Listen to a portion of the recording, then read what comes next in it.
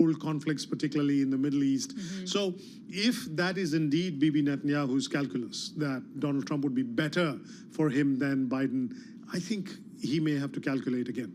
Bobby, such a pleasure to talk to you. You are always such a great reporter, and you definitely help paint a picture for us. Bobby Goetsch, Bloomberg News senior editor, joining us on the latest between Hezbollah, Israel, as well as Gaza. All right, coming up, we're going to go back to the markets here. Michael Cugino, president and portfolio manager at the Permanent Portfolio Family of Funds. This is Bloomberg.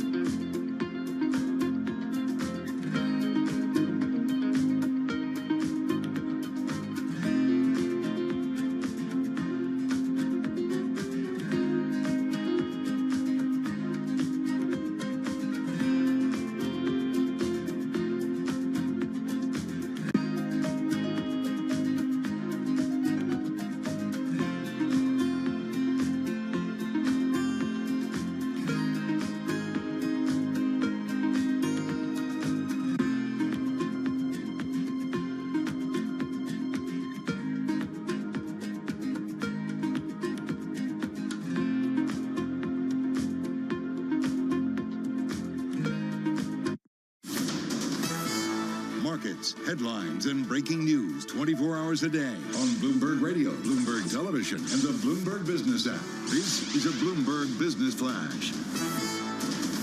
And I'm John Tucker at the Bloomberg Newsroom with this Bloomberg Business Flash. The major stock averages a little changed right now. You have shares of NVIDIA that did some of the heavy lifting yesterday that pushed the S&P 500 to another record. Today, NVIDIA among the most actively traded shares. They are up right now another 3%. Flutter Entertainment, this is the parent of FanDuel Gambling, announcing plans to repurchase as much as $5 billion worth of its shares over the next few years. Flutter, one of the standouts today, that is up about 7.6%. Did get data, the new home sales pulling back in August. even as prices posted the 7th consecutive year-over-year decline. And loan applications rising last week. The rate on the 30-year fixed mortgage easing 2 basis points right now, about 6.13%. S&P 500, let's call it dead flat, 5732, no movement there. Dow Jones Industrial Average, 192 points lower, 42,015 on the index. The NASDAQ 100 is up 53 points. That's a rise of 0.3%. And Brent crude right now, the international benchmark, down 57 cents, 74.60 a barrel. NYMEX crude down 71 cents, right around 70.86 a barrel, and consistently below $3 a gallon for Johnny filling up this morning. Yep. Right. So Be happy about that one, right?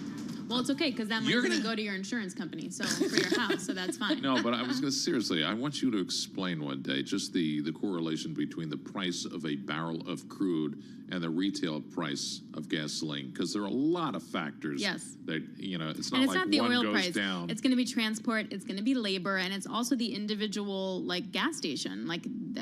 You're going to see prices go up faster on the way up and slower on the way down because they need to make margin too. I go to Joe's Gas of Bayonne. You don't. Is there Joe's Stop Gas? it. Do they also sell insurance next door? Yeah. Nice. It's a one-stop shop for John Tucker. Tucker. All right, well, let's get more on this nothing market here. I'm Alex Steele, Jess Menton, John Tucker, Bloomberg Intelligence Radio. Michael Cugino is president and portfolio manager at the Permanent Portfolio Family of Funds to discuss the latest on the market. So there's really nothing happening today. Under the hood, there's some fun stuff. You are seeing a sell-off in the bond market. So this is a great time to talk about the individual stocks, Michael, that float your boat.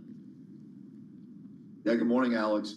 We're pretty diversified with respect to our equity holdings. I mean, when you look at the stock market, the S&P 500 today, it's trading about, 21, 22 times earnings, earnings yield about 4.75%, as compared to, the Fed funds rate right now with the Fed's move last week of roughly 4.75, 5%. So you have this rough earnings yield equivalent. And it becomes a question of what kind of an investor are you? Are you growth oriented, in which case it's a reasonable return for equities, plus you get the growth kicker? Or if you're more conservative, you want to take that sort of interest yield and not take on a lot of risk. So for us, we actually own both. We're in bonds and we're in stocks. On the equity side, we have a diversified approach, like I mentioned. Names that come to mind would be a Lockheed Martin in aerospace and defense, a Costco in terms of retail, Freeport-McMoRan in terms of copper and natural resources, and a mix of energy, which has been beaten down lately with Chevron and Exxon on the integrated side, and then some smaller, producers as well. Then we do have technology. We're an investor in NVIDIA and Meta, and so you can see that's not one theme playing there. You mentioned stocks and bonds. Another area that I know that you had exposure to earlier this year was gold, and it's had a banner year if you're looking at those spot prices up more than 20%. So obviously on the back of those record highs there with rate cut bets and a weaker dollar. Earlier this year, you had around 20% target weight in gold. Do you still have a weight like that? And what's your highest asset class as far as what your current holding is? Yeah, our weighting right now, our target remains around 20%, but we're slightly overweight our target. We're probably a little less than, almost 23% gold. And that speaks to, again, being diversified. We see the gold market as being a long-term positive, even with the run-up, although I would say there may be some profit-taking and consolidation. Investors may want to wait for a better entry point. However, if you're a long-term investor, when you look at the landscape out there right now, the Fed being done and cutting on the interest rate cycle, likely that's better for real returns, and it reduces the opportunity cost of investing in gold versus earnings yielding investments. You look at geopolitical risk all over the world. You look at the development of alternative currency payment systems around the world to the U.S. dollar. You look at the U.S. dollar declining after almost really multi-decade highs. And you look at a general fear or malaise with respect to economic growth worldwide. And all these things add up to a good environment for an investor to have something in gold as a portfolio enhancer or protector. When You talked about the portfolio and the mix and all of that. Is there still value in just T-bill and chill? And when does that narrative change? Well, for our cash and cash equivalents, that's exactly what we're doing. There are opportunities with yields coming, with rates coming down. There are opportunities to increase duration. We're doing that very selectively in our portfolio. But for our shorter term cash needs, for liquidity, and even as part of our diversified approach, we're still taking that, now it's 5% versus 5.5%. And it may come down a little bit further, but you're still talking, risk-free earnings. I don't think the Fed's going to cut that drastically, in the next year and a half or so, all the way down to, 3%, 3.5%, the terminal rate. I think they ought to maintain a sort of slight tight bias personally. So you're still getting risk-free money for your cash, at worst 3.5%, maybe in the 4s, maybe closer to 5%.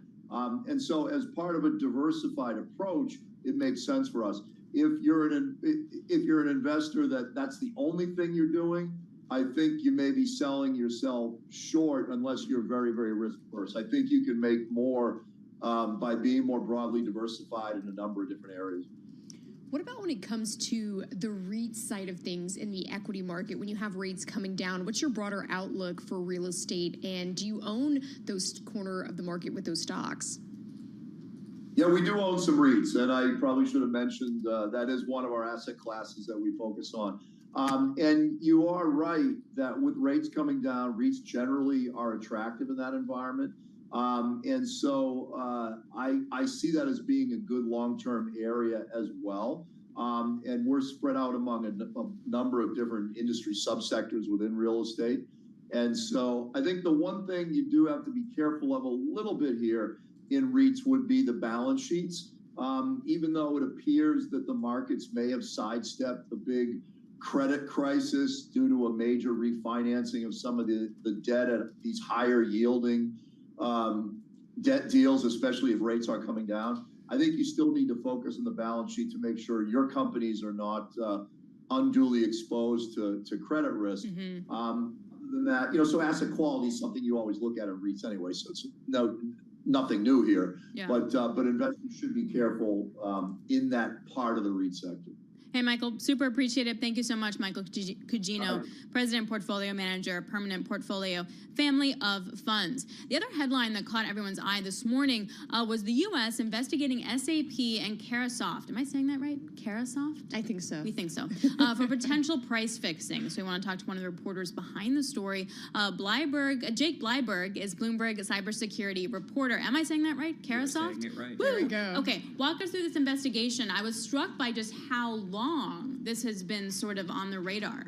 Yeah, that's right. It's been going on for years. What we know is that at least since 2022, the Justice Department has been looking at Carasoft, at SAP, and at a number of other companies for potentially sort of fixing prices and sort of setting potentially non-competitive bidding in the sale of about $2 billion worth of SAP technology to the government for about a decade.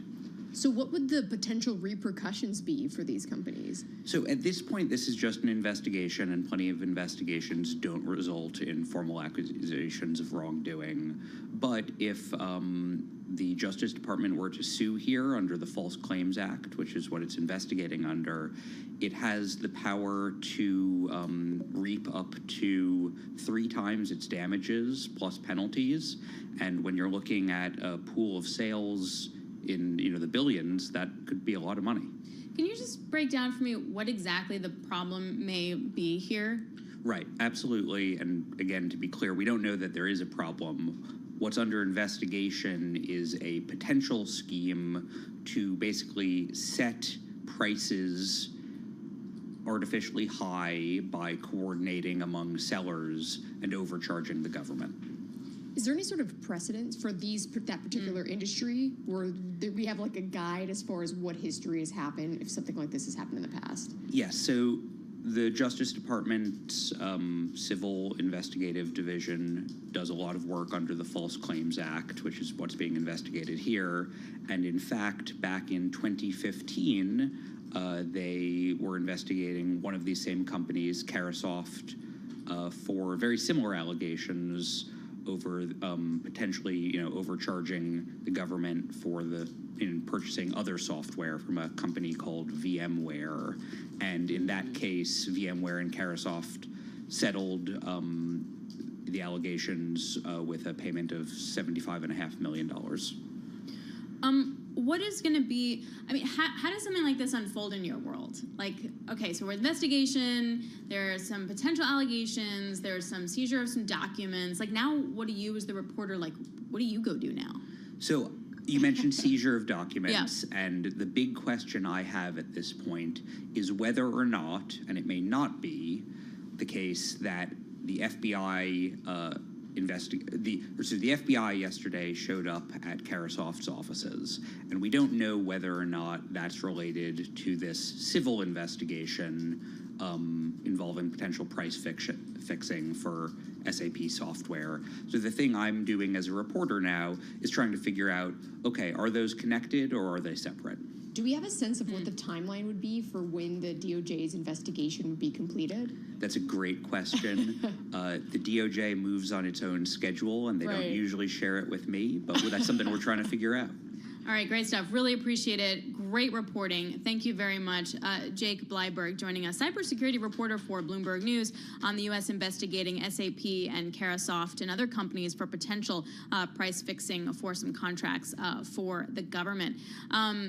Yeah, I was looking at the U.S.-listed ADR for SAP, down 2.6% today. A little bit came in, trimmed some of the earlier losses, but still nonetheless lower for this session. So what's interesting, though, is that SAP is one of Europe's biggest and best tech companies, right? They have SAP and ASML at the end of the day, right? And it's hard for them to compete with the massive amount of tech companies we have here in the U.S. So having this as an overhanger, just as like something in the ether, is pretty tough. Yeah, and what does that mean for that particular region they're in if it doesn't have quite as many competitors? But then what do you do if that is that overhang like you were talking about? Exactly. Okay, so coming up, we are going to talk much more about these markets. Phillips Richards, a Bloomberg Intelligence senior analyst for European banks, will be joining us. I'm going to make Just talk about Commerce Bank and Unicredit. Are you excited? All right, let's do this. Because Norma Linda was not excited really? on Monday. I'm shocked. What are you going to do? All right, we're going to break that down and sort of the drama that is unfolding there. This is Bloomberg Intelligence. Happy Wednesday.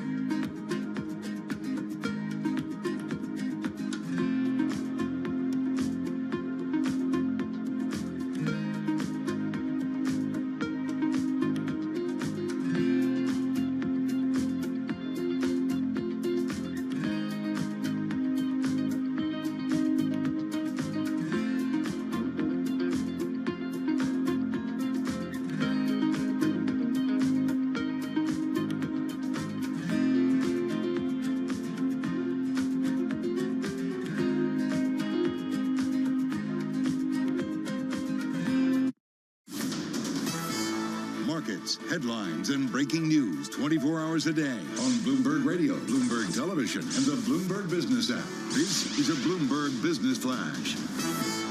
And I'm John Tucker in the Bloomberg Newsroom with this Bloomberg Business Flash. S&P 500, right now, we're going to say struggling for direction. How about that? NASDAQ 100 trimming some earlier gains. It continues to be lifted, though, by shares of NVIDIA, which gave the markets a big boost yesterday. NVIDIA shares right now is the most active, up 2.7%. Investors are still awaiting some clues on the economy. We'll get the all-important jobs report that comes next week. Also, China's latest stimulus that failed to ripple beyond the Asian markets. And earnings also could be a catalyst for some investors. You actually have Micron Technology. They're expected to report after the close of regular trading today. Meantime, Max Kettner at HSBC keeping an eye on inflation. He doesn't want it eliminated altogether. When you look at equity markets, if inflation stays a bit stickier, but it stays stickier because of growth, it stays stickier because spending continues to run at a solid pace, that's really good for earnings, that's really good for equities. All right, let's do iron ore. That's climbing. Also, gold flirting with yet another record. This is COMEX gold up 580, 2682.80 an ounce. So that's up about 0.2%. Overall, the S&P 500 with the equities, that is up less than a point, 57.33. The Dow Jones Industrial Average, 212 points lower at 41,995 right now. And the NASDAQ 100 is up 65 points. That's a rise of 0.3%. We check the markets for you all day long right here on Bloomberg Radio. I'm John Tucker. That is your Bloomberg Business Flash. Jess and Alex. All right. Thanks so much, John Tucker. Alex Steele here alongside Jess Menton. Paul Sweeney is off today. This is Bloomberg Intelligence. We cover all the top news in business, economics, and finance through our lens of our Bloomberg Intelligence folks. They cover 2,000 companies and 130 industries all around the world. So one drama that we're watching is over in Europe. It's UniCredit and it's Commerzbank. So the latest information we have from our reporting is that UniCredit, which now has a 9% stake within Commerzbank, and they're looking to hopefully increase that to about 12%. They have to check with the ECB in order to do that. UniCredit apparently did speak with German officials about building a stake in Commerzbank before Berlin began selling its shares in the firm earlier this month. Now, if you remember earlier in the week, you had German Chancellor Olaf Scholz coming out and saying he did not like a UniCredit tie-up with Commerzbank. And then there's something about who's on the board. It is very complex. Philip Richards, Bloomberg Intelligence Senior Analyst for European banks, is joining us. Philip, help me understand what's happened in the last 24 hours. It's a lot back and forth there. Yeah, I think you're right, and your comment there is the drama is definitely the right phrase, and I think we're still in the middle of that. Lots of new news has come out today. I think we're going to keep hearing a lot more because I think we're still very unclear where this is going. It's quite clear. I think it's a good move by Commerzbank in terms of the new appointment of the CEO. The last thing you want to be in a position of is not having a CEO in place. Bettina Orloff's appointment there, I think, is very strong for Commerzbank, and it gives them a bit more solidity. And of course, she was also part of the whole project in terms of their last strategy day and all their targets. So she's very much part of that, and therefore it's business as usual from Commerzbank's point of view. So this obviously raises the possibility of a full-scale acquisition, as you know, yet the price deal structure and, of course, the German government reaction still remain crucial to its success. So what's the biggest risk here? Well, I think also it's interesting the points from Deutsche Bank saying they're not really interested and they're just standing on the sidelines, because I think what they want is basically no change. And so I think they're waiting to see what happens between UniCredit and against the sort of German government, and that's kind of is how it's playing out at the moment. Now, the German government say it's been an opposition. They've we've heard comments here and comments there. But they've also said in the past that they want a one single currency, one single market across Europe, and so that means one level playing field. Banks should be open to be acquired. So they need a proper reason and a defence why they don't want Commerzbank to be acquired, and we haven't really heard that yet. Yeah, exactly. So if we play that out, and UniCredit continues to be aggressive and to make overtures, maybe it goes hostile. Do hostile takeovers of banks work on this level? Typically not, exactly, that's the point. And actually, Mr. Orsell has been very clear on that. He said he doesn't want to go down a hostile route because of all sort of problems. You need the management and board, you need to, Commerzbank's actually doing quite well at the moment. It's had a very bad track record over the last decade in terms of poor profitability, but that's risen very sharply recently. They want to keep the management on board, they want to expand the business, they know who the contacts are. So going hostile and losing the management is the last thing they want. So what does this mean for the equity outlook for when you're looking at Commerzbank and its stock, and especially when it comes to its earnings outlook as well? I think it's very difficult because, the Commerzbank share price is about 25% higher today than where it was before UniCredit started making its advances. So if nothing happens, then you would assume the share price would fall back down towards that level. That's therefore, basically the higher price today implies that there is some expectation that this big deal is going to happen. So it's in play, but there's a lot of hurdles still. If the German government don't want it, they can block it. So if they don't want it, they can block it. What does Commerzbank pitch then to shareholders? Because shareholders still get, here in the U.S. at least, shareholders would be like, you have to explore it because it might be good for us. I don't really know how that works over in Germany, for example, but what would be their defense to shareholders say, guys, this deal wouldn't work? Well, there's a slight nuance there. Basically, they don't have just the shareholders; it's for stakeholders. In Commerzbank, so that does include the customers, the staff, as well as, of course, the shareholders. And the shareholding, yes, is the most important, but you need to consider the whole situation, not just the shareholder point of view. But yes, certainly, if you think the share price would do much better, it's better you have a much bigger and stronger bank, then they should recommend the bid. So when it comes to UniCredit's excess capital, how does that potentially enable certain strategic options? Well, simply because you've got the money on the balance sheet. So from UniCredit's point of view, it's actually a bit of a negative because that will weigh on your own returns if you're sitting with excess capital. So they want to put that to good use. So they want to know, can they do it? Can they build up their position in Commerzbank, or should they be looking elsewhere? So the last thing they want is for this to, Mr. Orsell has been saying they're very relaxed in terms of the timing, they're very patient, but he doesn't want to wait too long because therefore he's going to hold that money back in the short term. But of course, having that firepower, having that money in the bank essentially makes the hand much stronger. What do you think? How long do you think that this winds up playing out for? Like, what realistically? Right, the timetable of this. Well, I think it's a very fair question, and we can't. The share price is moving and is on the back of it, so we do need some clarity soon. So we need a proper statement. I think from UniCredit played their card; they want to acquire it. They've applied to increase it above 30% from the ECB. The ECB will have to give their approval at some point, unless they find a reason not to. I should be very surprised of. And then, by all means, UniCredit can push forward, and therefore the German government will have to make a call and block it. So saying you're not very keen on it isn't really enough. They have to be much more explicit at some point. But I think that's we've got a few weeks until that happens. When you think about UniCredit and its exposure to Russia as well as its government bond holdings, how does geopolitical risks come into play, and how that could weigh on its valuation? Well, that was certainly the case over the last 2 years. We say, well, this is going on, no deals will happen. And, there's been no big cross-border deals for a decade now. Clearly, UniCredit, they've been benefited a lot from the higher interest rates across Europe. Their profitability is up sharply, their share price is up stronger. So, yes, the risks are out there are also much higher, but they also obviously feel they're in a strong enough position to do that. Of course, the amount they've got to pay, of course, for Commerzbank is also going to be much higher because Commerzbank's share price was really battered back in 22.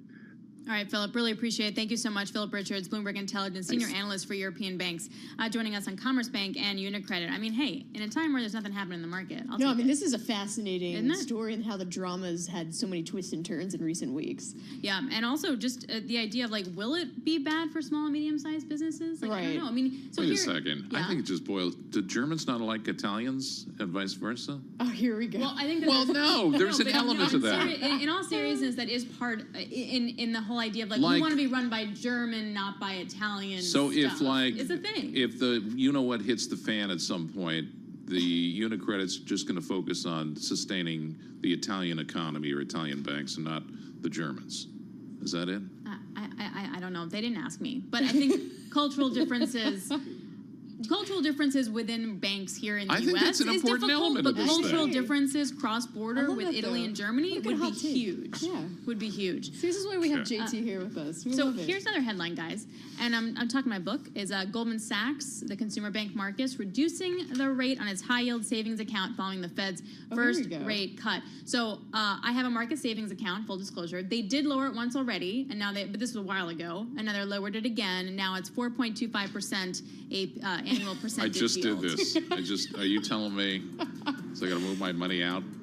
Well, it's 4.25. So if you look at inflation, if you just round up, say maybe inflation is 3, you're still making over I thought 1%. I was locked in. That's not the case. They don't lock you in for a specific period unless of you time. have a CD.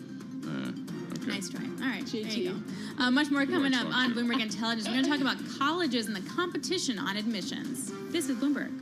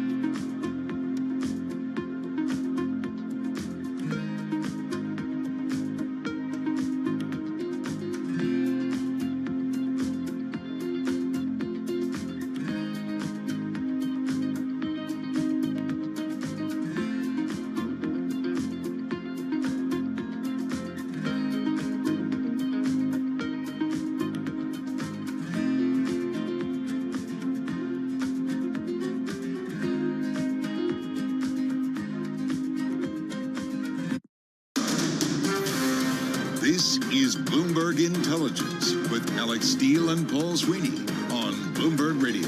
Happy Wednesday. I'm Alex Steele alongside Jess Menton and John Tucker. This is Bloomberg Intelligence Radio. It is also Hispanic Heritage Month, and every day at this time, we are celebrating significant moments in Hispanic heritage. And now with your installment for September 25th, here is Bloomberg's Lisa Mateo. Hey there, Alex. Well, this month in 1933, Salvador Luteraz Gonzalez, he established Mexican professional wrestling with the creation of Empresa Mexicana de Lucha Libre. Now, the Modelo Arena, it was a first true home of this. Its masked wrestlers created real-life superheroes and villains. Luteraz, his first superstar, was the masked icon El Santo. He was one of the greatest Mexican wrestlers of all time. Mexican Lucha Libre will gain global attention. It propelled Luteraz to one of the most powerful wrestling executives in the world.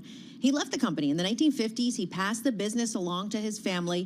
He was inducted into the National Wrestling Alliance Hall of Fame in 2013. The company currently run under the name of Consejo Mundial de Lucha Libre. That's this month in Hispanic Heritage. I'm Lisa Mateo.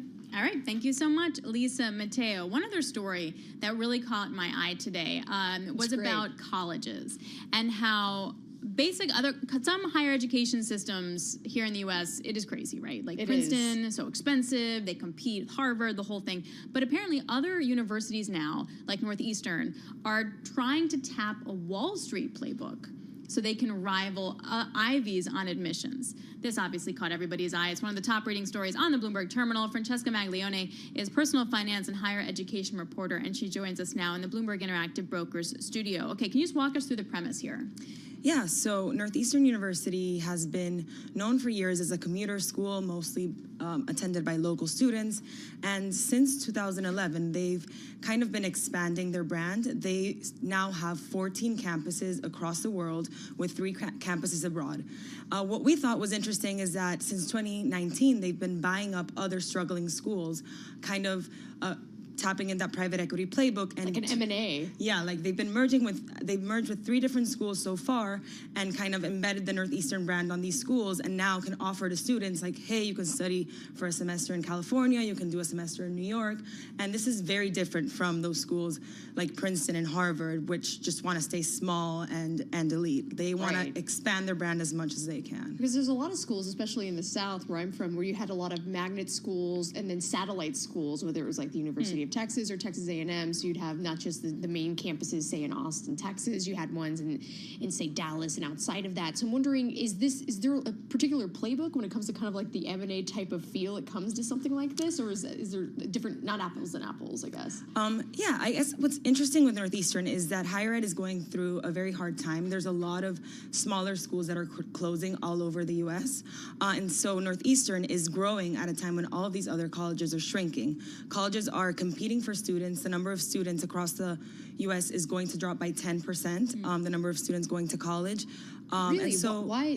What's the driver there? It's just a demographic cliff. And so the cost, the insane and it's cost, I'm sure has extremely expensive as well. Yeah. COVID was really bad for the college enrollment numbers as well. And so Northeastern is kind of growing at a time when all these other schools are shrinking. And when looking for schools, they want valuable real estate. The latest acquisition that they have is in New York. Now they have 3 buildings in Manhattan. Did they buy Marymount, or was this part of the Northeastern Yes, thing? they don't call it buying because Marymount still has its own brand. They just swallow their liabilities and their assets. There's no exchange of money that changes hands. Oh, interesting. Yeah.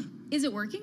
Is this playbook actually helping Northeastern? Yeah, it's working. Northeastern last year had almost 100,000 students apply to their university. They've seen their enrollment increase by 15% since 2019. And they've gone from being just a local, little known brand to being known worldwide. Does it help? But part of the college thing is like the experience, right? Like you go there and you live there. Like maybe you take a semester abroad or something, but like you stay there, and it feels a little weird and disjointed to then all of a sudden be like you're here and then you're there and then you're here and then you're there. Yeah, for sure. That's one of the things that Northeastern will say is changing within higher ed, and that's why they've been successful in this moment. They think that students no longer, or some students no longer want to, spend 4 years in one place with a small community, and they're looking to get new experiences and be more practical in terms of their 4 years. How can this translate into career after college and things like that? So that's another way that they're different from other colleges. Are there other potential universities or colleges that are eyeing this type of model and they may try to do and replicate something similar? Yeah, for sure. Northeastern's told us that they've heard from almost 50 schools that have reached out, kind of interested in either merging with them or learning about their business model. We saw that Vanderbilt has now a campus in Florida. That's kind of a school that's trying to do something a little similar, not at the scale that Northeastern is doing it. But there's a lot of schools watching what they're doing right now, yeah. So is what they're doing also, though, different from that Marymount thing? Like, I can still go to Marymount here, say, in New York City versus Northeastern, and then I go spend a semester in California. Yes, so Marymount is part of their whole plan. Okay, so that is part right of it. Now, they're still Marymount because the merger was just announced, but eventually it'll be Marymount at Northeastern or whatever brand they decide to go with, yeah. So then I can go to Northeastern and then be like, I'm going to spend a year in New York going to Marymount. Yes. Nice. Okay. Yeah.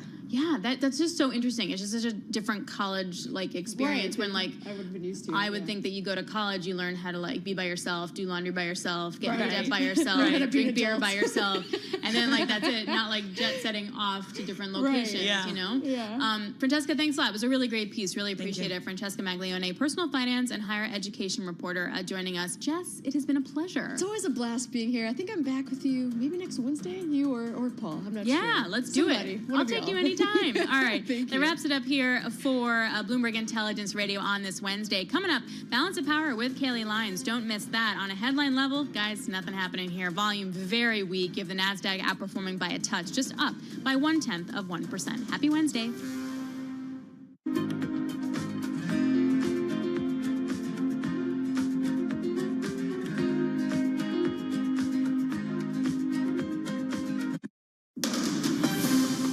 From the world of politics to the world of business, this is Balance of Power.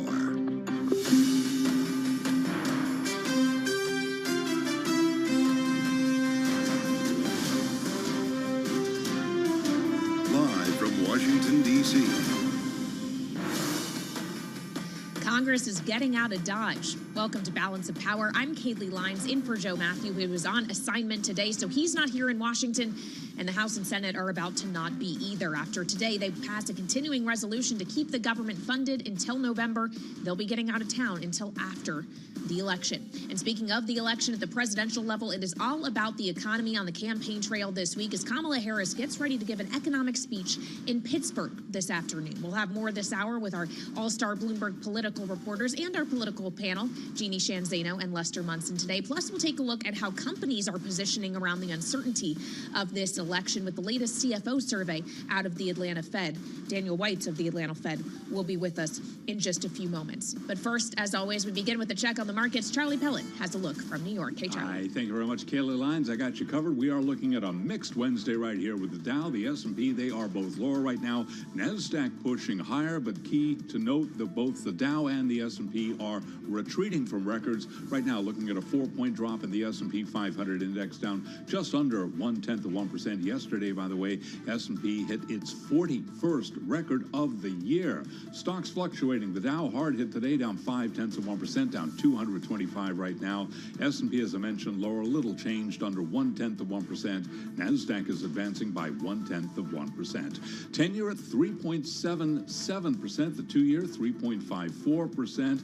And we have got gold continuing its advance, up another dollar right now, 26.57. Looking at a record on spot gold. And a retreat today, a pullback for West Texas Intermediate crude, down 1.9%, $70.20 a barrel on WTI. So what is ahead for U.S. markets? Sarah Hunt is Chief Market Strategist at Alpine Woods Capital Investors. For what we're doing right now is looking at next year, because I think that you've got some pretty good equity market run in through this year. Depending on what happens with the election, we'll see where that goes. But unless you get a sweep in one way or the other, I don't see a lot of chaos. But I think that as people start to look forward to 2025 and start writing their strategic notes and everything else, we are building in some pretty decent earnings growth, and I think that's going to be very important. So we're looking at that more than I'm going 26, 27 right now. And you can hear more of the conversation with Sarah Hunt on the Surveillance podcast. You can download it wherever you get your podcasts. Tesla shares up 1% on a down day for the S&P. Tesla possibly looking at its best quarter ever in China. Wall Street pros, meanwhile, rushing to increase their outlooks for the EV makers' quarterly sales. Again, Tesla up now by 1%. Elsewhere in the auto industry, Volkswagen and Union started negotiations over wide-ranging cost cuts. Tensions between both sides higher than they have been in years. ADRs of Volkswagen down now by 1%. For on-demand news 24 hours a day, subscribe to Bloomberg News Now wherever you get your podcasts. Balance of Power continues. She is flying solo today. Back we go to Washington once again. Here she is, Kaylee Lyons. All right, Charlie Pellet, thank you so much. Speaking of flying, the jet fumes are certainly in the air here in Washington as members of the House and senators are getting ready to board their planes after today. They just have a little bit of business to finish up first before they leave the Capitol until after the election. Of course, that business I'm referring to is keeping the government funded so that it doesn't shut down come October 1st. And they are expected to do that today with votes on a continuing resolution that will keep funding going a clean CR until December 20th. It, of course, is the plan B after the initial first attempt by House Speaker Mike Johnson to do a 6-month continuing resolution with the SAVE Act attached, making illegal something that already is, voting when you are not a U.S. citizen, failed on the House floor. So we all figured this was going to get done. It seems that unless something goes terribly wrong, it will indeed get done today, but it does make you wonder what the point of the exercise was. So before Capitol Hill goes quiet for the next 6 weeks or so, let's go there now. We're joining us live is Bloomberg Government's Jonathan Tamari. So, Jonathan, obviously, a shutdown is going to be avoided. We knew politically a shutdown could be quite damaging this close to the election, so perhaps it's no surprise. Perhaps it's no surprise either that once again we're just kicking the can down the road and setting the stage to do this whole song and dance over again come just before the holidays. Yeah, it's no surprise, as you just said. This is kind of what everybody expected from more or less the minute Republicans got back here. Lawmakers of both parties got back here in early September. Even when Speaker Johnson first proposed his plan, some of his most hard-right members who would theoretically support this bill that would have attached what they call the SAVE Act, when it deals with undocumented immigrants registering to vote, who would theoretically have been supportive of that, were kind of like, yeah, the Senate's never going to accept that. We all know how this is going to end. So it's a predictable finish. And yeah, all it's done is taken 2.5 weeks off of a lot of these lawmakers' campaign time. Well, yeah, and that campaign time is about to go full throttle after today, Jonathan, when everybody goes back to the House, especially with all of those races to win. By the time they return, though, it will be after the election. It'll be mid-November, and presumably, even if we don't know the results of the presidential election, we'll know who likely is going to control the House and the Senate. So we could come back to a very different feeling House in November, especially if you're Mike Johnson, having just been dealt this blow that we were discussing with his attempts to get the SAVE Act through, for example. How different could his return to Washington ultimately be, depending on whether or not he's looking at staying as House Speaker in the majority or a very uncertain future in the minority? Yeah, the elections are going to have a huge impact on his standings in particular. I mean, remember, he's not somebody who won with like overwhelming acclaim and who had spent years building up, chits and support within his conference. He was basically chosen when Republicans were paralyzed and they found him as the least offensive option who could lead their conference. So if he helps them hold the majority, that would be a huge accomplishment for him and something that would kind of give him a lot more standing, I think, than he may already have. On the other hand, if he loses it, he doesn't have a lot of loyalists who are going to be there to stand up for him and say we should keep him in charge even though we just lost the majority. So I think the outcome of the election is going to go a long way to determining his fate and also determining to the posture that him and the other leaders in Congress take when it comes to the unfinished business they'll be dealing with in December. Yeah, so that lame duck session is what's in question. Do we have an understanding of what really could be pushed through in those final weeks of the year other than trying to get funding done once again, because December 20th will be the new deadline? Yeah, we know that they'll need to fund the government in some way, shape, or form. The National Defense Authorization Act is due to get done. So those are the two things that kind of have to happen by the end of the year and almost always do happen in some fashion. There's a farm bill that is expiring. Some provisions expire this month, some at the end of the year. That's pending, but it's unclear if they'll be able to write a new bill or just kind of extend the current policy so that it doesn't lapse. And then there's the possibility that if Democrats lose the White House or the Senate, they're going to want to push through as many judges as they possibly can while they have the opportunity to do that. And a lot of this could depend on what the election outcomes pretend. If one party has full control in January, they might be looking to do something that's more short-term in December and then come back in January, February, March when they have more power and kind of impose their policies. If it's more of a mixed bag, if the parties are splitting control after the election, maybe they try to compromise and reach more long-term deals so that the new president doesn't have to deal with it right when they first take office. And Jonathan, finally, before we let you go, I know I just made a very big deal about how Congress is leaving, Capitol Hill is going to be empty, but tomorrow that may not be entirely true, as I'm presuming at least some members and senators will be sticking around because Ukrainian President Volodymyr Zelensky plans to visit Capitol Hill. Can you just give us the latest on what actually is expected tomorrow and who we know he will be meeting with? he's going to be meeting with several leaders, and I think there will probably be some supporters of his in Congress who do stick around to see him. I think what we're looking at is, that some of his key supporters are going to be leaving office very soon, including President Joe Biden, Senate Minority Leader Mitch McConnell is not leaving Congress, but he's leaving his position as the leader of the Republican conference in the Senate. And any asks that he has, he might want to make here before the inauguration next year, especially if it's going to be President Donald Trump, who we know has been more skeptical of support for Ukraine. So I'm sure he's going to talk to as many people as he can to line up whatever asks he has for December. All right, Jonathan Tamari of Bloomberg Government, live from Capitol Hill today. Thank you so much for joining us here on Balance of Power. So as members return to their districts or wherever they will be campaigning as we get closer and closer to the election, it is, of course, not just them, not just Washington, that is on edge with the uncertainty of it all. This applies to business as well. That's something, of course, we spend a lot of time talking about here on Bloomberg Radio, this notion that the policies these candidates are proposing could have an impact on the business and financial world to which we speak. And of course, the business and financial world in return is bracing for the potential outcomes here. And that's why I was especially struck by the survey that just posted from the Atlanta Fed. It's its latest CFO survey, in which it finds 30% of respondents at firms reported having either postponed, scaled down, delayed indefinitely, or even permanently canceled their investment plans because of election-related uncertainty. So we want to dig more into the survey data now and turn to Daniel Weitz of the Atlanta Fed. He's their survey director and is joining me now here on Bloomberg. Daniel, great to have you. This is obviously this 30% figure, higher than last quarter's figure of 28%. So perhaps uncertainty being felt more and more as we get closer to the election. But I also wonder how this compares to history. Are firms less likely to be making investment plans in this election cycle than in cycles past? Well, thank you so much for having me. First, the usual Federal Reserve disclaimer that any views are my own and don't necessarily reflect those of the Atlanta Fed or the Federal Reserve System.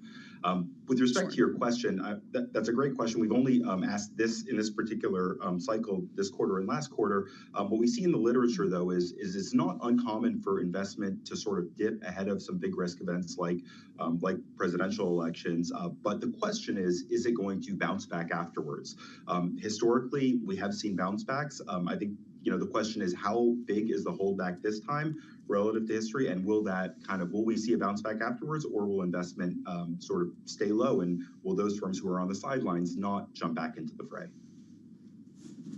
Well, yeah, and of course, I guess only time will tell on that one. I'm sure it also depends what that bounce back looks like, dependent on the kind of policies that are actually put into place with whatever administration we ultimately get. What is your sense of what the greatest concern of these firms are now around what that kind of policy could look like? What policy questions it is that are currently keeping them holding back? Sure. So we asked firms about what topics were most important going into this year's elections.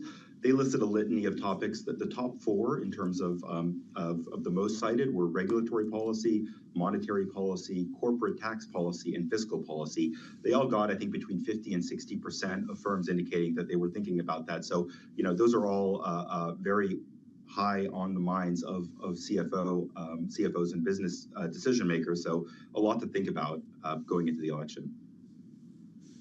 Well, don't we know it, Daniel? As we consider one of those areas, and I understand you are speaking to me from the Federal Reserve Bank of Atlanta, you mentioned their monetary policy. Did you ask any questions around Fed independence and whether companies are actually concerned about the notion that that could erode depending on what administration we end up with?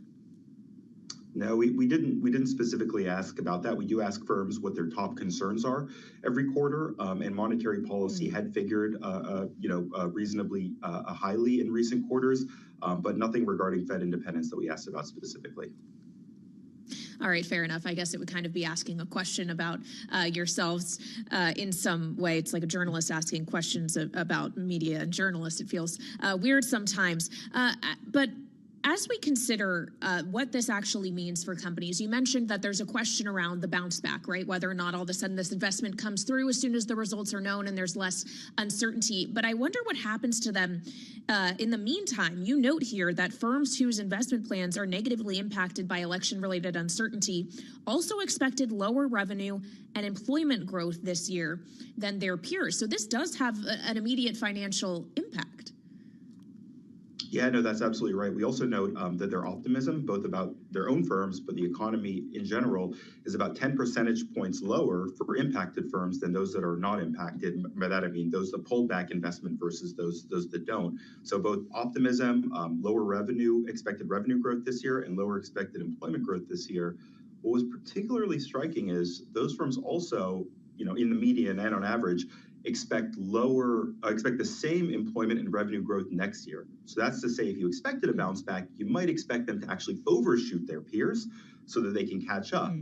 We didn't see that firms were expecting that. They expected to lose some growth this year and then catch up with their firms next year, but potentially not regain that lost growth. Fascinating. And when we consider the kinds of firms we're talking about here, is this more true for certain sectors or areas of the economy than others? Does it depend on what kind of space they're in? From what we've seen, it seems to be fairly broad, but there's not one sector in particular that's particularly vulnerable. It seems to be fairly widespread across firms.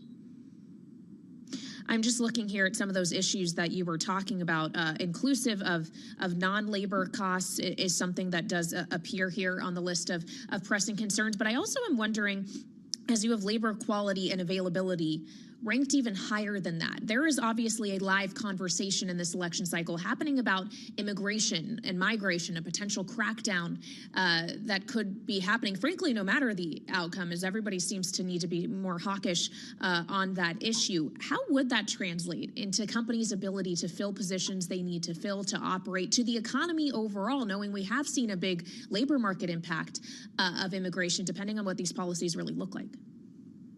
Yeah, no, that's a great question. To the extent we asked about immigration policy as one of the policy topics that was important to the firms, it actually ranked, I think, in the lower half of the policy topics that were raised. But you're right, labor market concerns are still top of mind overall. I think there's a tremendous amount of uncertainty is one potential takeaway from this as to how the policies will evolve and how those potential policies will impact the labor market. There's just a lot of questions out there and not a ton of answers right now.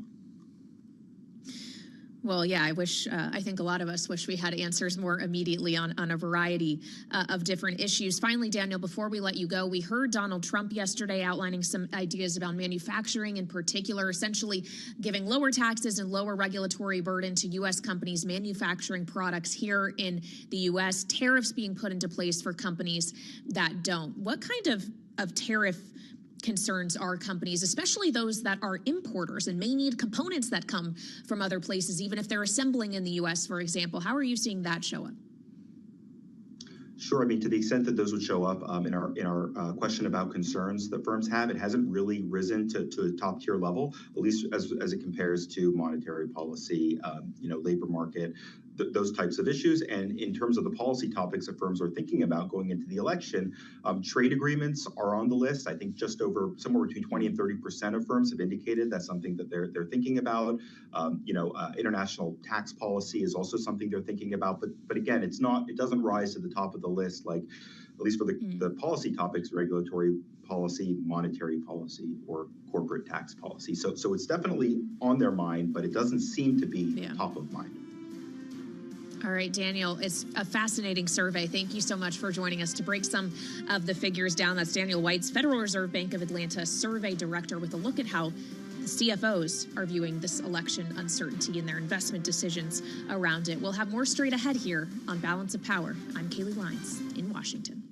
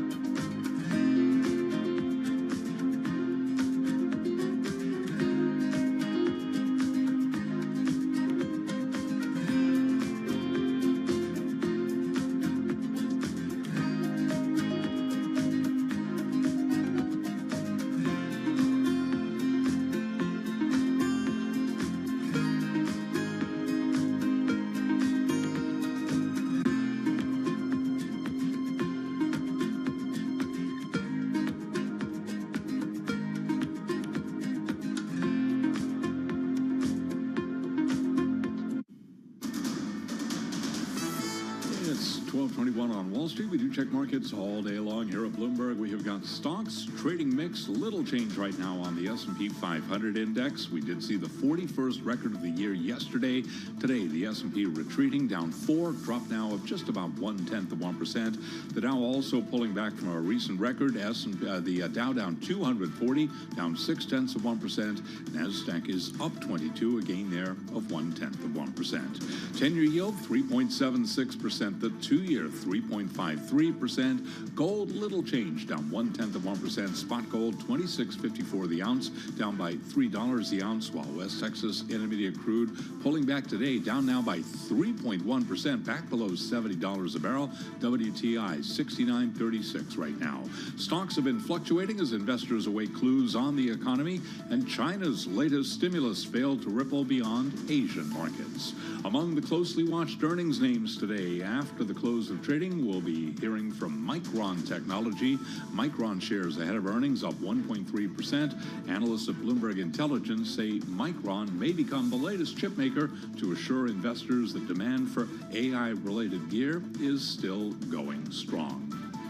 For on-demand news 24 hours a day, subscribe to Bloomberg News Now wherever you get your podcasts. I'm Charlie Pellet. That's a Bloomberg Business Flash. Balance of Power continues. Once again, your host, here she is, Kaylee Lines. All right, Charlie Pellet in New York, thank you so much. I am Kaylee Lines here on Balance of Power. Joe Matthew is on assignment today. And today we are watching escalating tension in the Middle East between Israel and Hezbollah. Israel today shooting down the first missile ever fired by the Iranian proxy group at Tel Aviv. Hezbollah saying that that missile was aimed at the headquarters of Israel's external intelligence agency, Mossad, just outside of the city. And in return, Israel is stepping up its heaviest air attacks on Hezbollah targets in Lebanon since 2006. We've already seen hundreds of people die as these strikes go back and forth, at least 50 of them children. Of course, this is all happening as the U.S. and other allies are urging de-escalation. In fact, Axios is reporting today that the U.S. is actively working on a proposal for a temporary ceasefire between Israel and Hezbollah. But of course, the U.S. has also been pushing for a ceasefire between Israel and Hamas for months now. And we know that has yielded so far not the outcome they've been looking for. So let's get into more of this now with an expert on the region. Mara Redmond is joining me, where she is, of course, a professor at the Miller Center at the University of Virginia, also director of the Ripples of Hope Project, focused on democratic solutions. Welcome back to Balance of Power, Mara. Always great to have you. As we consider this notion of a ceasefire on Israel's northern border between Israel and Hezbollah, do we have reason to believe this is easier to accomplish than a ceasefire between Israel and Hamas? Thanks, Kaylee, and good to be with you, even in these difficult times. To answer your question, no, nothing in this region is easy. Nothing in general in these types of conflicts and situations, not limited to this region, is easy. But there is reason to believe it may be possible, if difficult, to get to a temporary ceasefire, primarily because it's not in the interest of any of the parties involved to lead to something that would be an all-out war in the region and inevitably pull in Iran as well. Well, I wonder how close we are to that line. We keep talking about this notion of potentially it becoming a war between Israel and Hezbollah, but when people are already dying by the hundreds, when we're already seeing these kinds of exchanges, the explosions of Hezbollah technology, pagers and walkie-talkies, of course, are we not already there? How should we be defining the activity that's happening? It's clearly been an escalation, and horrific as it may be to contemplate, it unfortunately can get much, much worse. And one of the key lines would be if Israel launches a ground offensive as well, which there are reports of the Israeli IDF chief of staff has told reservists that have been called up for duty in the north that they need to plan for.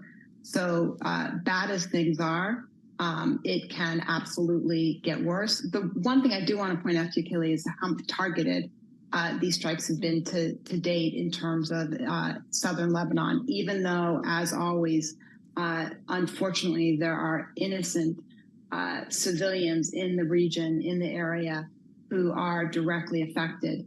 But the strikes have been targeted strikes, and starting from the most targeted possible, which was Hezbollah pagers and walkie-talkies.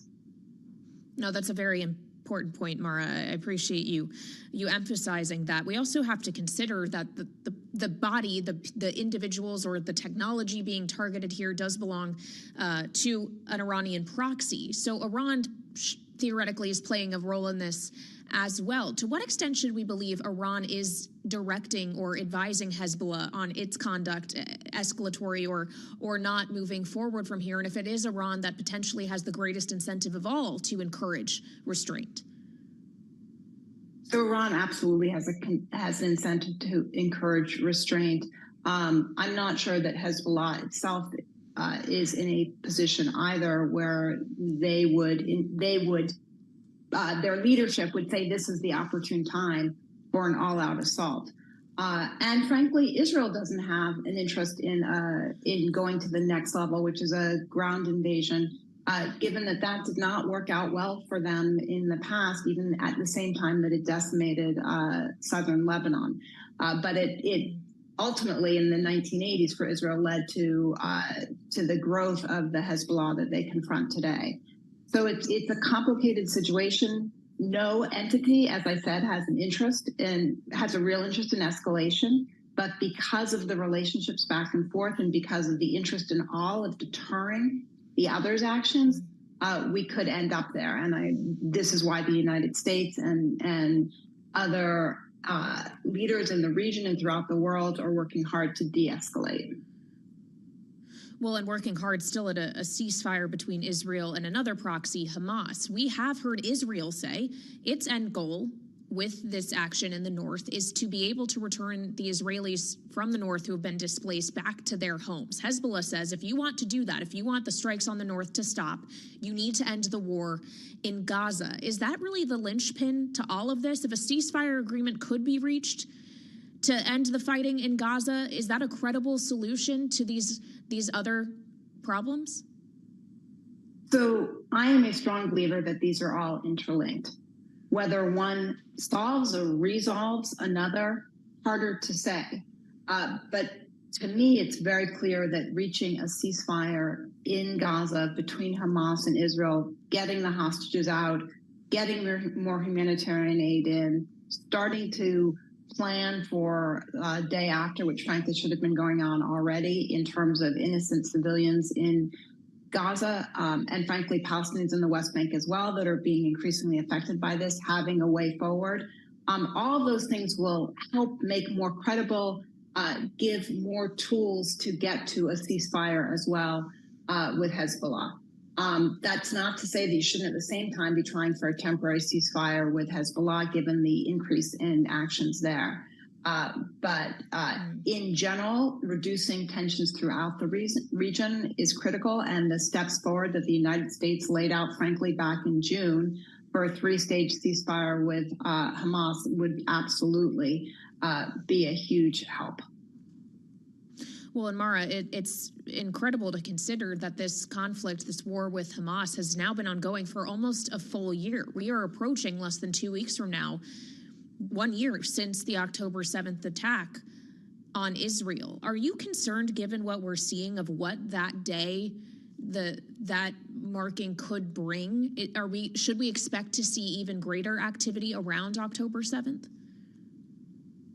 It's hard to know on what the anniversary date itself will bring, other than it is a point of recognition, or it should be, for all involved about how long this has gone on, certainly about what triggered the actions in Gaza, the horrific attack on Israel on October 7th. It is a reminder of just how long the hostages have been enduring, hostages who are still alive, have been enduring what they are enduring under Hamas's control of them in the tunnels and other places in Gaza. So all of that is very difficult, for sure, and further should increase the interest of all involved in getting to these ceasefire agreements before we reach that anniversary. Well, certainly. And of course, just less than a month after that anniversary will bring the U.S. election. And I wonder, Mara, the degree to which you think the uncertainty around that as to what kind of administration the United States will be offering in January, what that administration will look like, the kind of policy it's likely to pursue, is actually disincentivizing some progress in these areas, because everybody could wait and see if they end up with a friendlier outcome to their interests. Yeah, I understand why you're asking the question, and I understand why, from the United States perspective, that would seem to be something others are considering. I'm not sure for those in the region, as they're making day-to-day calculations, that weighs all that heavily. And so I think that we may overestimate how others throughout the world weigh their day-to-day actions. Not to say that who the United States elects in November would not have big consequences for the rest of the world, and most of the world recognizes that. I guess the point I'm making is just for the specific actions with respect to the conflicts we have ongoing there, I'm not sure it's that much of a factor. You can weigh it different ways for a number of the different players. Well, that's fair enough and understood, Mara. Finally, before we let you go, if we consider what happens if this de-escalation or ceasefire agreement doesn't happen in the immediate term, to what extent would you expect that the U.S. has to get more actively involved? What that U.S. involvement could actually look like, knowing that if we look back to the attacks, Iran attempt to attack Israel, that was largely intercepted with the assistance of the U.S. and other allies, would you expect that any U.S. involvement would stay that kind of defensive support realm, or could we actually be talking American troops on the ground, in the air, on the water? So there's already been an increase in American troops to the region, I think probably primarily to help with evacuation and to shore up regional stability. I think that's happened just in the last week or so.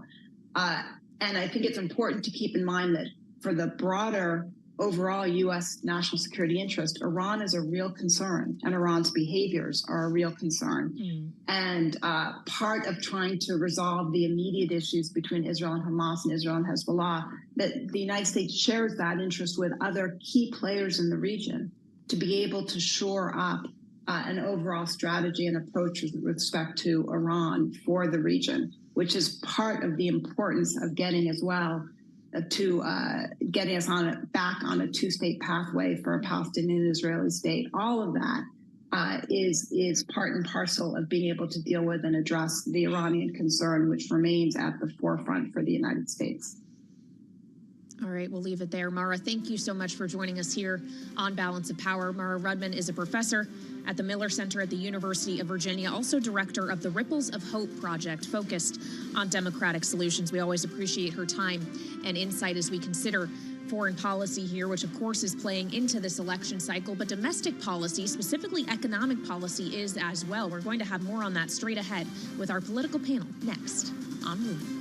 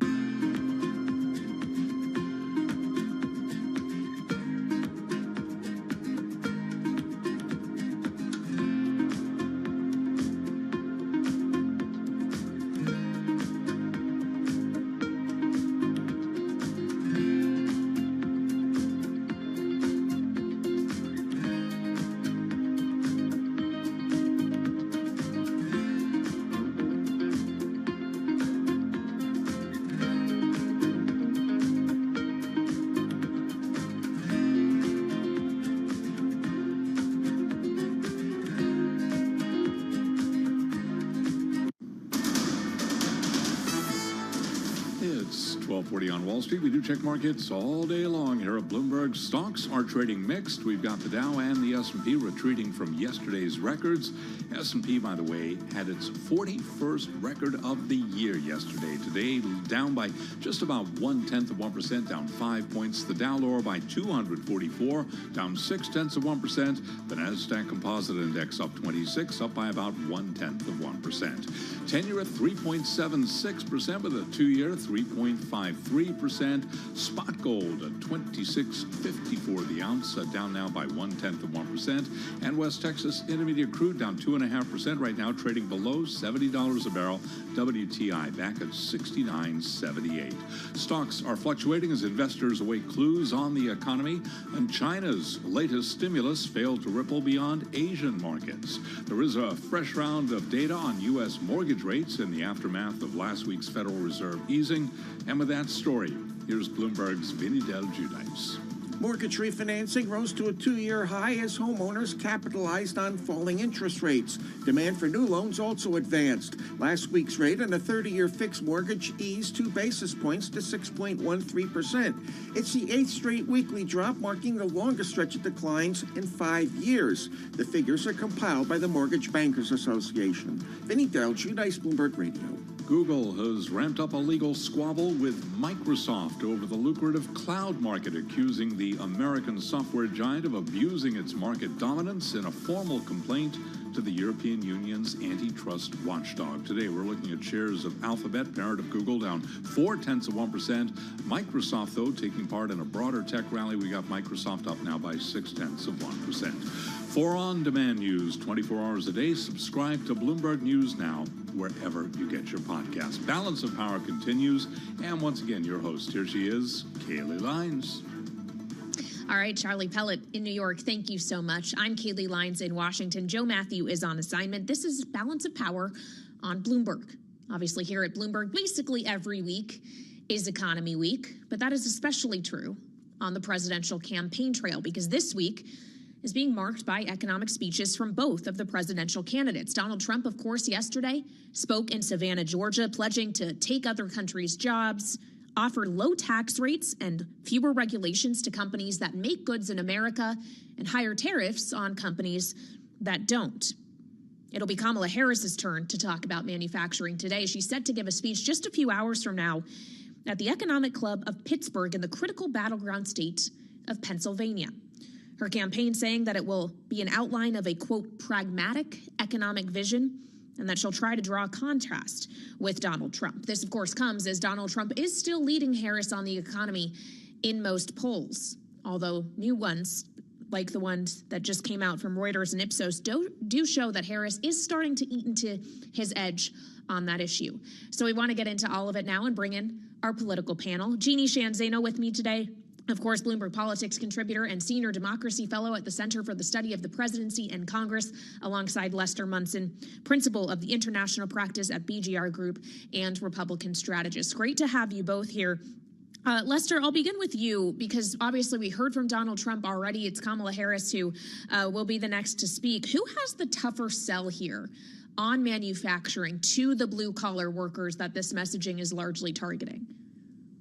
I think Harris has the harder job here. Trump has for whatever you think of him, has a track record on these issues.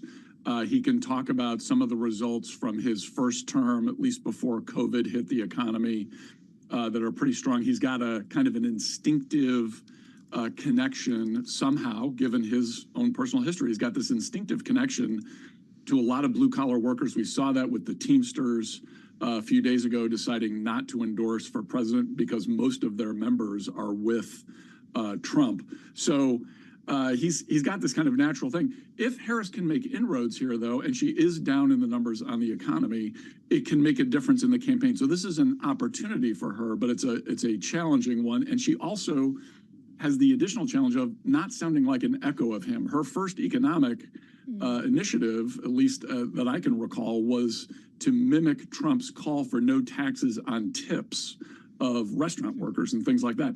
So she's got to distinguish herself and seize this opportunity to make a difference. Right now, that's a big challenge for her, but it's also, kind of sitting there as a big opportunity. Well, and when we think about distinguishing herself, Jeannie, sure, distinguishing herself from the other choice on the ballot, Donald Trump, but what about distinguishing herself from Joe Biden and the administration that she has been in for nearly 4 years now? To what extent should she be leaning on administration accomplishments in the manufacturing sector versus just charting her own path forward?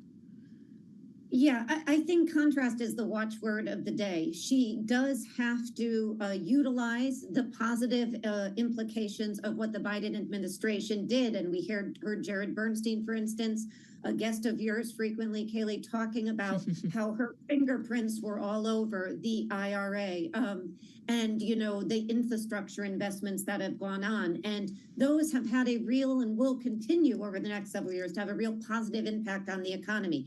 So she certainly should build on those, but she has to differentiate herself from Joe Biden. But I think even more today, she needs to differentiate herself and contrast herself from Donald Trump.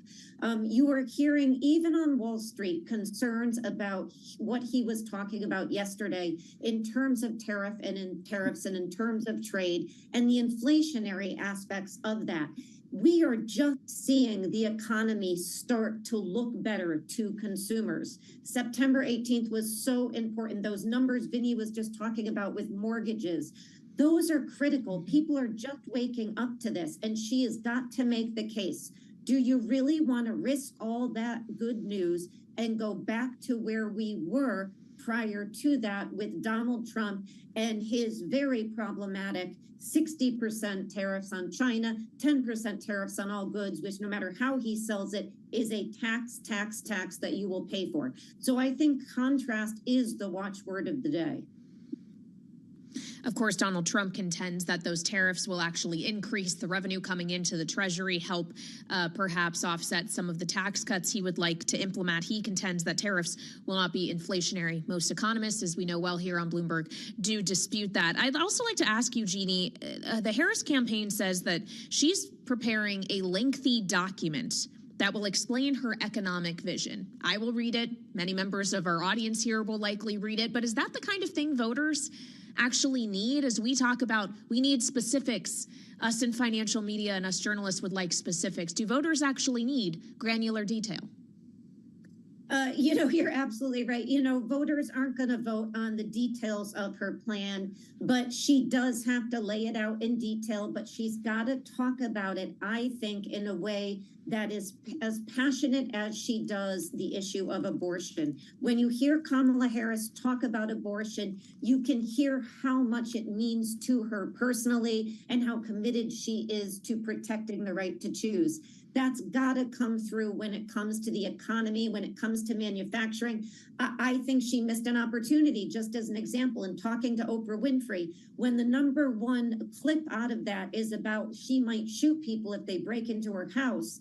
That's not what she wants to be doing. She wants to have a policy targeted on addressing costs, on making the housing costs lower, on addressing inflation, and on moving forward. So I think that passion has to be there the way we hear it with her on abortion. And another reason for this is we know those still very small number of undecided voters, the economy is critical and could sway their vote. She's got to eat in on Donald Trump's numbers on that. Well, it does seem, though, at least depending on what poll you're looking at, that she is. Lester, we got new figures out from Reuters and Ipsos in the last 24 hours. When asked which candidate had the better approach on the economy, unemployment, and jobs, 43% of voters picked Trump, 41% selected Harris. So it's a 2-point advantage for Trump here. That compares to a 3-point lead he had back in August in the same poll and an 11-point lead he had over Harris in late July, shortly after she entered the race. So it does seem that things are changing here, yes? Yeah, but boy, not much. From a 3-point advantage for Trump to a 2-point advantage. She's still got ground she can make up. I suspect Trump is capped at a certain level. She needs to stretch. She needs to show some political athleticism here and get to those higher numbers. It is again, this is a big opportunity for her because it's a weak spot, and she can fix it with some clarity, some deftness on the questions of which Biden policy she supports and which things she would change. and while at the same time distinguishing herself from kind of Trump's populist, tariff and kind of approach to the economy, where he's just bashing foreign countries as the source of all evil, she's got to do something different. It's an opportunity for her. So far, she hasn't really grabbed that. She hasn't gone out and done the interviews. She hasn't kind of exposed herself to questions and criticism. That's what people need to see. She doesn't have to do a long policy monograph here. She can do a few interviews with, a critical journalist and really demonstrate that she's got some mastery of these facts. That I think would be a more efficient way to campaign here, rather than expecting voters to look at a 10-page economic opus or something like that. Okay, well, maybe they hear you on the interviews thing, Lester, because she's going to sit down on MSNBC this evening at 7 p.m. Eastern Time with Stephanie Ruhle while she's in Pittsburgh. MSNBC, Jeannie, is that the best platform for her to be bringing this message, or could it be easily written off by opponents as, okay, she went to the liberal-friendly network? Yeah, I think it's fine for her to go there, but I do think she needs to reach out. I think, the reality is this is a fight in these swing states, rather, and she has to be appealing across the line, and so the partisan line. So, I'm not sure MSNBC is the place where she's going to get her message to these undecided voters. But I also would say it's important to look at Donald Trump. I mean, there is a piece out in Politico talking about how Steve Wynn, of all people, has gone to him in early September, said, stay on message. What he is doing, he is hawking coins, commemorative coins. He is paying for food with crypto. He is going around with Laura Loomer. He's blaming Jews for, his potential loss in November. None of this is what he should be doing. He's an undisciplined candidate, and Steve Wynn is 100% right if the reporting is right. And he told him, stay on message, because this is a race that Donald Trump can win, but he's got to be disciplined. And he has not shown the ability to do that in the way Kamala Harris had. His campaign is disciplined. The candidate is not. And it is hurting him because the economic numbers are narrowing. And we see that in poll after poll after poll. She's making up ground, and that can hurt him in these swing states. So, Lester, finally, to Jeannie's point on the discipline and trying to focus on policy, we're in the final 6-week stretch here. A lot of opinions likely are already baked, especially if they aren't going to see these two candidates sharing a stage again in a second presidential debate. We will see the VP candidates next week, but if all of that is true, if there is an urge to have him deliver more targeted policy messages to try to win this election, should he not be doing that on October 23rd on CNN or any other venue for that matter? You mean to have another debate? Yeah, I think I think both candidates have an incentive to get back out there. It's, Kamala Harris has had her surge from the announcement of her replacing Joe Biden. She did well at the convention. She did well at the debate. She's been cautious with her announcements, and it's still tied. So she has not yet done enough to persuade the American people that she should be the choice. Similarly, Trump, for the little boomlet he had after his first assassination attempt and his kind of, very dramatic response to that, has really focused on these marginal issues that people don't really care about. As you pointed out, he's talking about commemorative coins, for crying out loud. He really does need to focus. He's got advantages on foreign policy and the economy. Go drill down on those issues. So this neck and neck race, you feel like it might be a basketball game, and whoever gets the last possession and takes the last shot is going to determine who wins. All right, Lester Munson of the international practice at BGR Group, and Jeannie Shanzano of the Center for the Study of the Presidency and Congress, our political panel today. Thank you both so much. Of course, we'll have much more with Jeannie and Lester in the next hour of Balance of Power, where we have some other important conversations coming up as well. We'll go back to Capitol Hill on this final day of Congress all being here before the election until mid-November, realistically, is when they'll be back. We'll be joined by Congressman Brad Schneider, the Democrat from Illinois. There is a continuing resolution vote set to happen before the day is over to avert a government shutdown.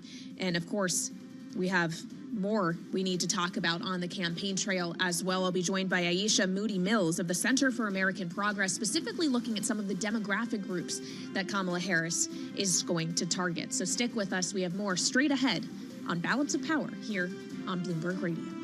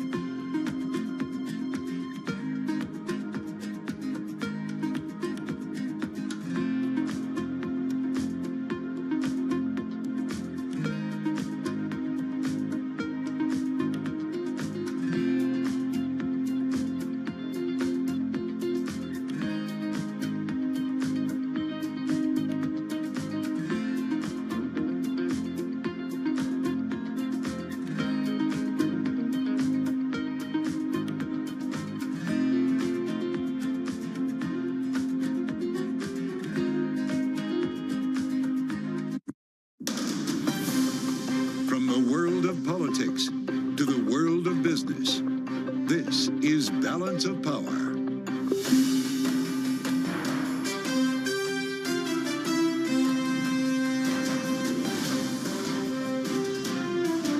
Live from Washington, D.C.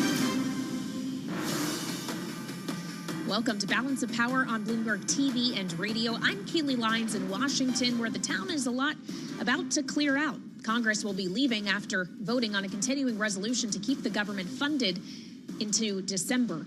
Today, we're going to have more live from Capitol Hill with Democratic Congressman Brad Schneider of Illinois this hour, who will also weigh in on escalating tensions in the Middle East as Israel ramps up strikes against Hezbollah in Lebanon.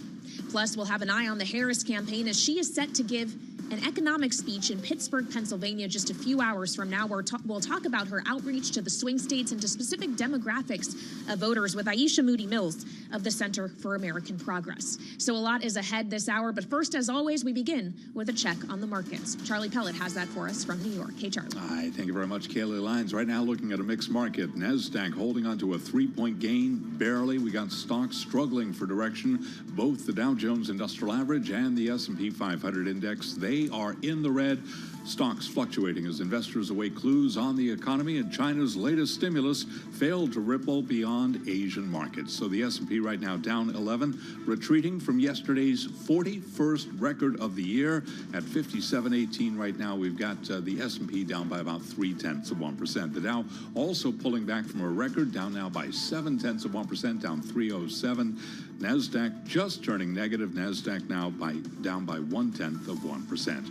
10-year at 3.76% with a 2-year yield 3.54%. Gold down $3 the ounce, $26.53, down 0.1%. While West Texas Intermediate crude back below $70 a barrel, down today by 2.5%, $69.79 for a barrel of WTI. Southwest Airlines ending a nearly third of its flights through Atlanta in a move to eliminate unprofitable routes. The latest move by the carrier to improve operations amid pressure from the activist investor Elliott Investment Management. Southwest shares, they're down now by 2.5%. We've also got Delta, a major hub based in Atlanta. We got Delta up by 1.6%. So on-demand news is available 24 hours a day. Subscribe to Bloomberg News now wherever you get your podcast. Balance of Power continues. Back we go to Washington. Once again, your host, here she is, Kaylee Lyons.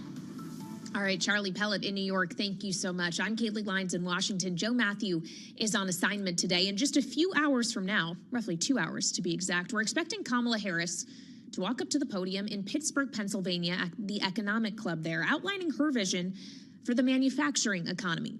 It, of course, will come one day after Donald Trump did the same. He delivered a speech in Savannah, Georgia yesterday on manufacturing, suggesting he'll have lower taxes and regulatory burdens for companies that make things in America, put higher tariffs on those who don't, appoint a manufacturing czar, potentially create federal zones to incentivize more manufacturing, and of course just try to create a contrast between Harris. Harris will do the same, trying to create a contrast with Donald Trump today. So we want to get a bit of a preview of her remarks and turn now to Laura Davison, who is our politics editor here at Bloomberg and is joining me in our Washington, D.C. studio. So Laura, obviously we've already gotten some outline from the Harris campaign, what exactly this might look like, talking about a pragmatic economic vision.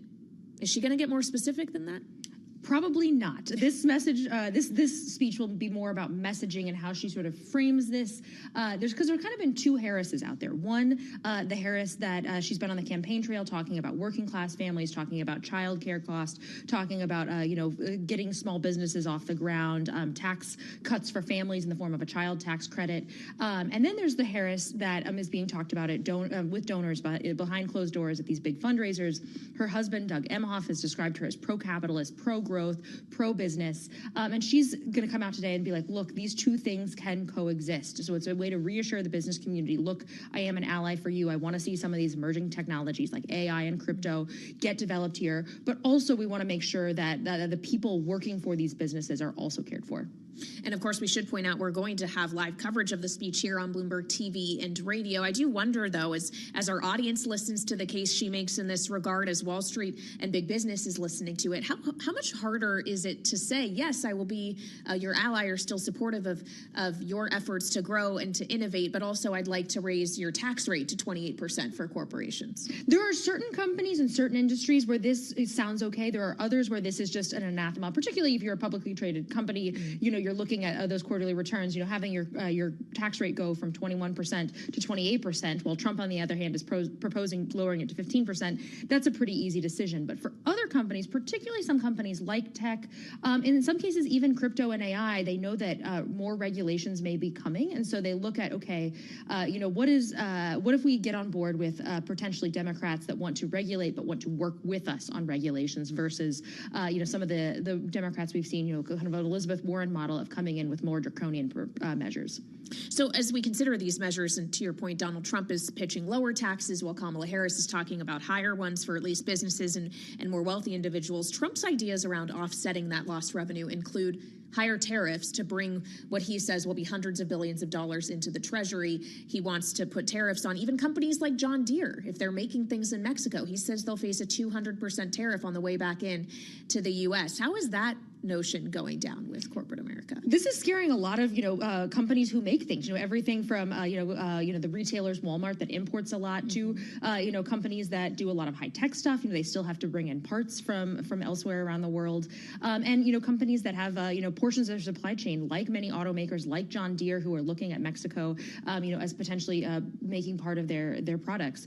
This could be a huge tax increase, both on them and really overwhelm their supply chains, as well as on their consumers. There's been several studies done that shows the average family could pay somewhere between $1,500 to $2,000 or $3,000 more a year in these additional tariffs, which would be a pretty sizable increase. Not directly in income taxes, but just in the prices that people see on the store shelves. Well, of course, Harris has been trying to frame this on what she's saying is a sales tax on American consumers. That's just one of the messages we've heard from her on the economy, in addition to broader notions of helping the middle class. And it does seem, if you look at the latest Reuters Ipsos poll, that may be starting to resonate. If you look at this poll, 43% of respondents said that Donald Trump had the better approach on the economy, unemployment, and jobs. 41% said that about Harris. A 2-point margin we're dealing with now compared to the 11-point advantage Donald Trump had in late July, right when Harris took over the top of the Democratic ticket. So something does appear to be working here. I guess the question is to what extent economic sentiment is already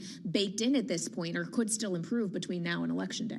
That's a real key point. And even some of the things we've seen in recent weeks, the low interest rates going down, that is not about what you're actually going to see in the economic data. This is how people feel about it and feel about this going forward. We've polled here at Bloomberg News on the tariffs themselves, and they're not particularly popular. It's about 50%, a little bit more, say they like these tariff ideas, and it's very much a partisan split. So this is the kind of thing that people sort of like the idea of being tough on China, but that some of those second order effects haven't really been thought through.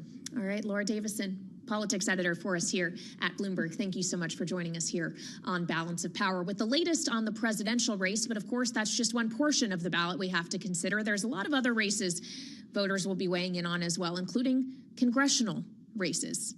And that's why Congress is getting ready to shift into full campaign mode after voting today on a continuing resolution that is expected to pass both the House and Senate that will keep the government funded through December 20th. They're all going to get out of town and focus on winning their re-election races. But before that happens, we do still have some time to spend with lawmakers on Capitol Hill, and one of them is joining us live from there now. I'm pleased to say Democratic Congressman Brad Schneider of Illinois is with us here on Bloomberg. Sir, welcome back to the program. It's great to have you. Obviously, unless something goes unforeseen, terribly wrong today with the continuing resolution, it will pass. A shutdown will be avoided, as we've all expected here in Washington. It will be, and the can will get kicked down the road again. My question to you is, did it really need to be this way? Do we really have to do this whole song and dance over again in December? Yeah, no, of course not. And that's what's so frustrating. So, yes, hopefully we will pass the bill. It's notable that it's not going to be passed under a rule, but under suspension, because Speaker Johnson doesn't have the support of his party to move this through. But it's expected to pass bipartisan, but it's not. We're not passing a budget. We're just kicking the can to December 20th, because for the last 6 months, we haven't been having the substantive conversations, discussions across the aisle with Democrats and Republicans about how do we want to fund our government, what should be our priorities, how to make the hard decisions that ultimately will have to be made before we pass the fiscal year 25 budget. Well, and sir, when we consider those across the aisle conversations, when everybody comes back to Washington after the election, it'll be with the knowledge of whether you're staying in the minority or will have moved to the majority, whether or not the speaker will be looking at the prospects of still being speaker again, depending on what the new Congress looks like. Is he the most honest broker Democrats could hope to work with, or are you hoping there will be a change in Republican leadership? Well, I'm not going to talk about Republican leadership. I hope there's going to be a change in House leadership, that the Democrats will retake the majority. I'll remind everybody that in the last Congress, Democrats had a 5-seat majority, the same margin that the Republicans started in this Congress. And in the last Congress, we were able to pass significant major legislation, most of it, in a bipartisan way. This Congress, what we've seen is a Congress that hasn't been able to do anything, or almost anything, and it's been exceedingly frustrating. So I hope when we come back that the Democrats will have a majority. We'll be on a course to elect Hakeem Jeffries as the Speaker, and that in the next Congress, beginning in January, we'll get back to the table, roll up our sleeves, and get the work of the American people done. Well, of course, some of that work you do from your role as a member of the House Foreign Affairs Committee. So with that seat in mind, sir, I'd like to ask you about what we're seeing in the Middle East. The Associated Press is now reporting today that the Israeli military is preparing for a possible ground operation in Lebanon. This is according to the Israeli army chief. It, of course, comes as we're seeing escalation in the exchange of fire on Israel's northern border. A missile was sent toward Masad near Tel Aviv that Israel intercepted today. Where do you see all of this going, sir? Is Israel wise to be looking at a potential ground operation, or should they be doing everything they can to de-escalate? Well, I think both can be true at the same time, and you have to start, where did this begin? On October 7th, as everyone knows, Hamas invaded Israel from Gaza, brutally murdered 1,200 people, took 250 people hostage, and started the war that has been raging for almost a year in Gaza. What's also notable is on the next day, the very next day, October 8th, Hezbollah started firing rockets into Israel in support of Hamas. And that has been going on now for, again, almost a year. More than 8,500 rockets, missiles, drones, anti-tank weapons have been fired by Hezbollah into Israel. Israel's been responding, and it has continued to escalate.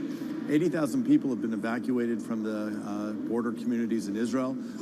Probably an equal number of Lebanese civilians have been evacuated, civilians who are not a part of Hezbollah but are suffering the consequences of Hezbollah's actions.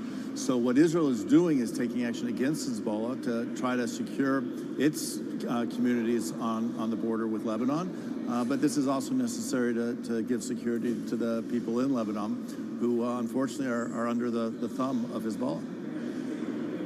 Well, and what role do you see the U.S. playing here if this continues to ramp up and we see more outward conflict between Israel and Hezbollah? Is there going to be an added need for the U.S. military presence in the region, or just more arms support? What exactly should the expectation be on what this administration and this Congress, frankly, is willing to provide?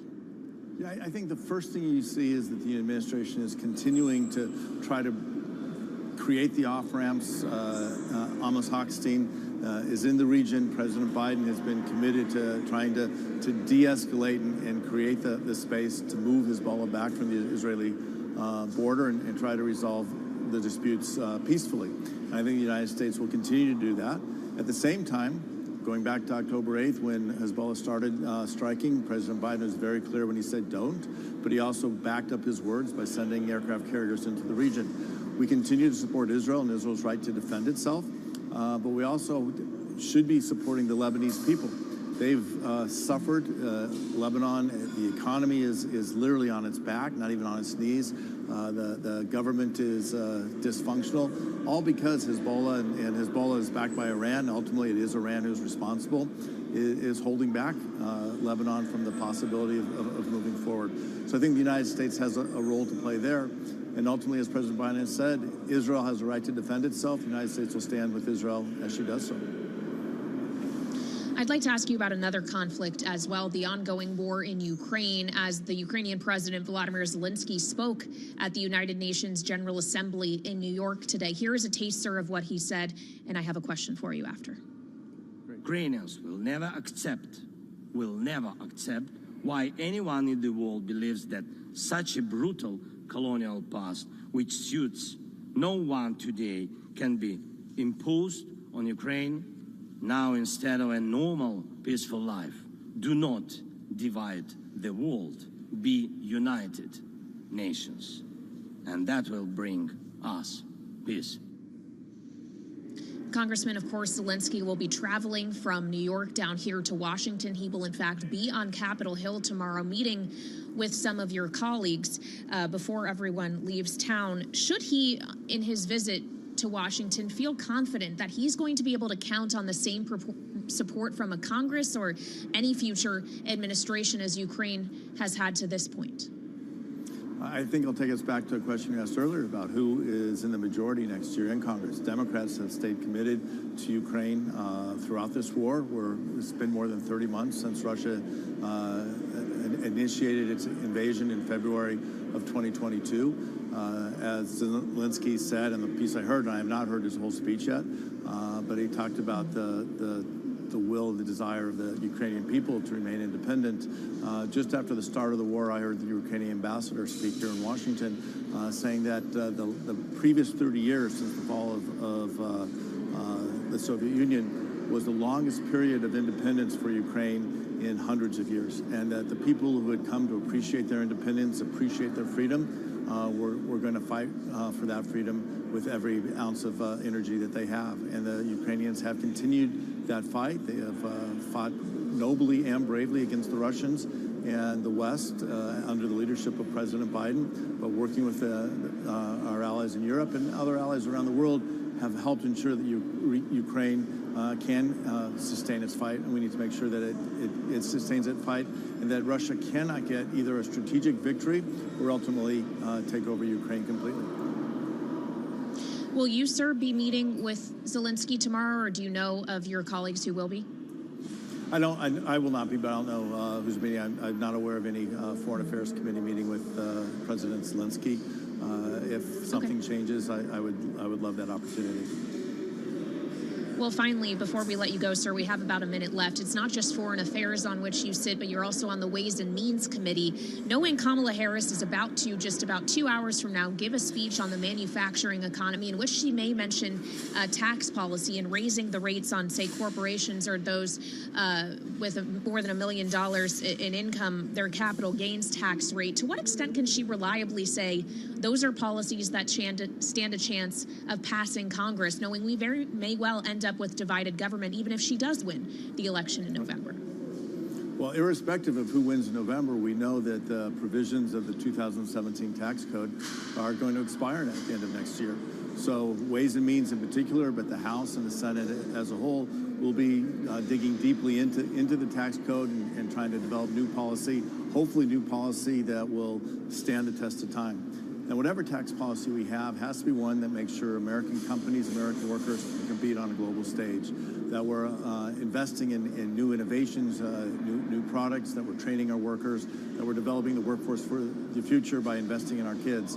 And so what I'm hopeful for next year as we open up the tax code and take what I believe and hope will be a deliberative and engaged and hopefully bipartisan approach to tax policy, we'll have policy that ensures that American companies lead the way. All right, Congressman, thank you so much for joining us. That's Democratic Congressman Brad Schneider of Illinois, live on Capitol Hill right here on Bloomberg TV and radio.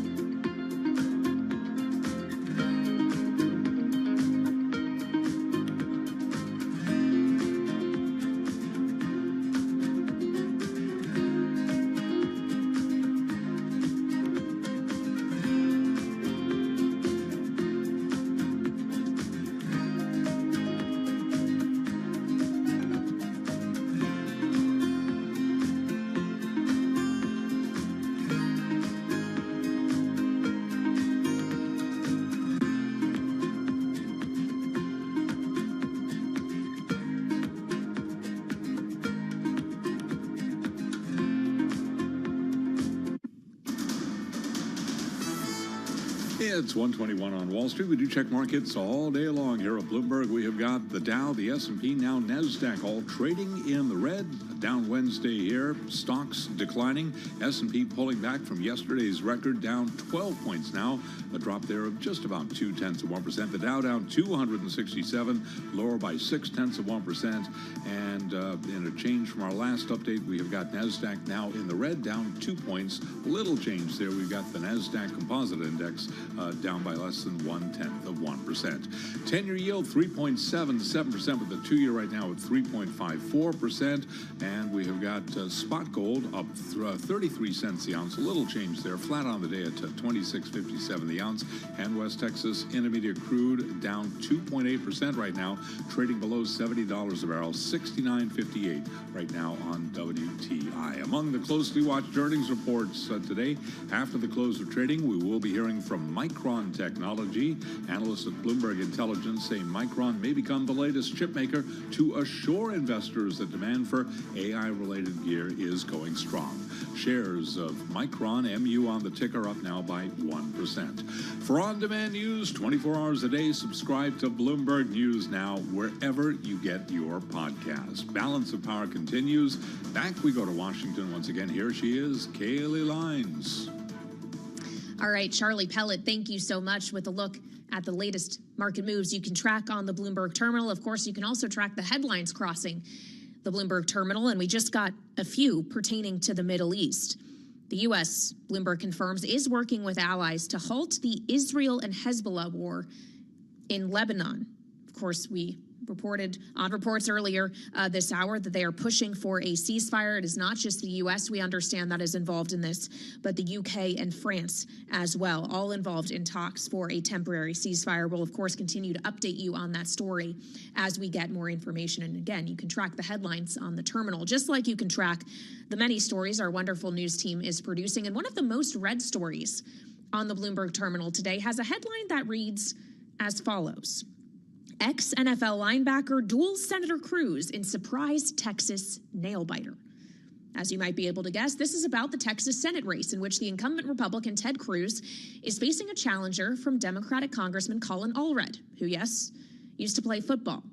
Of course, Texas is a state Democrats have long dreamed of being able to claim could go blue. It is, for now, firmly red. Of course, we saw in 2018 Beto O'Rourke try to unseat Ted Cruz. He lost that race by a relatively narrow margin. It does seem, though, looking at polls, that Allred's chances might be a little bit better, depending on which poll, of course, you're looking at. We got one from Morning Consult just last week that found Allred was actually leading Cruz by a single percentage point, which does leave us in the margin of error.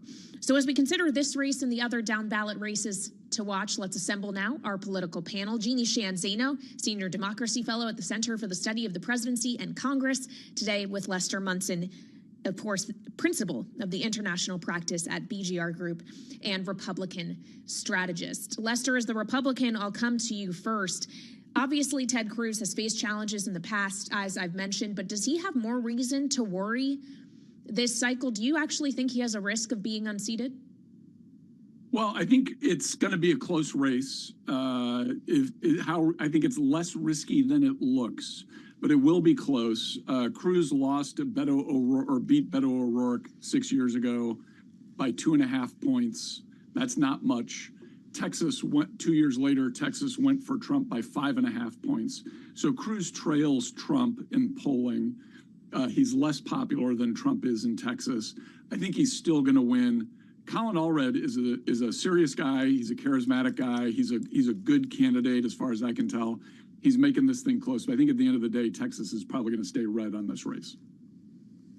Well, so, Jeannie, I do wonder what outcome could actually define victory here for the Democrats. If not a victory for Colin Allred outright, would it be enough to just force money to be spent in Texas where it could have been spent other places in what was more understood to be the competitive races?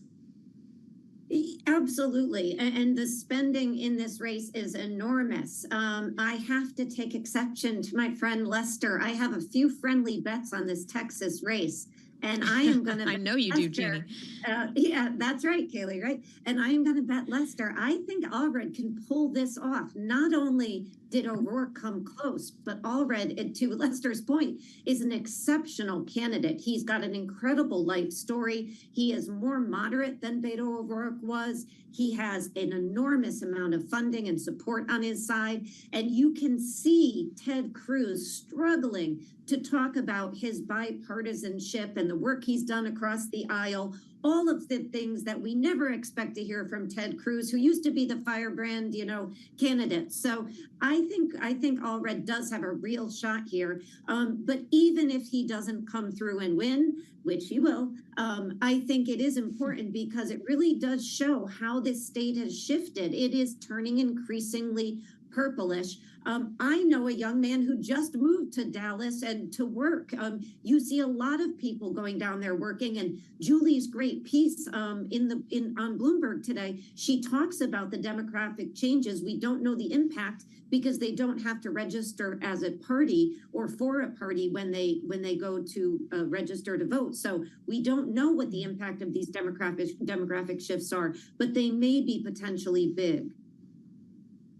Yeah, an excellent point and a well-deserved shout out to our colleague Julie Fine, our Texas bureau chief, who is the byline on this story on this race. Of course, she has long been warning us here at Bloomberg to keep an eye on this one because she does think it can be competitive. Of course, there's other races we're keeping more of an eye on now than we may have otherwise earlier in the cycle, including in Florida, Lester, where this is another instance in which you have a Republican incumbent who is facing a Democratic challenger. The incumbent in this case, of course, Senator Rick Scott. The polls are close in this race as well, perhaps not as close as in the Cruz-Allred race. But what do you think is more likely, that Rick Scott could get unseated or that Ted Cruz could?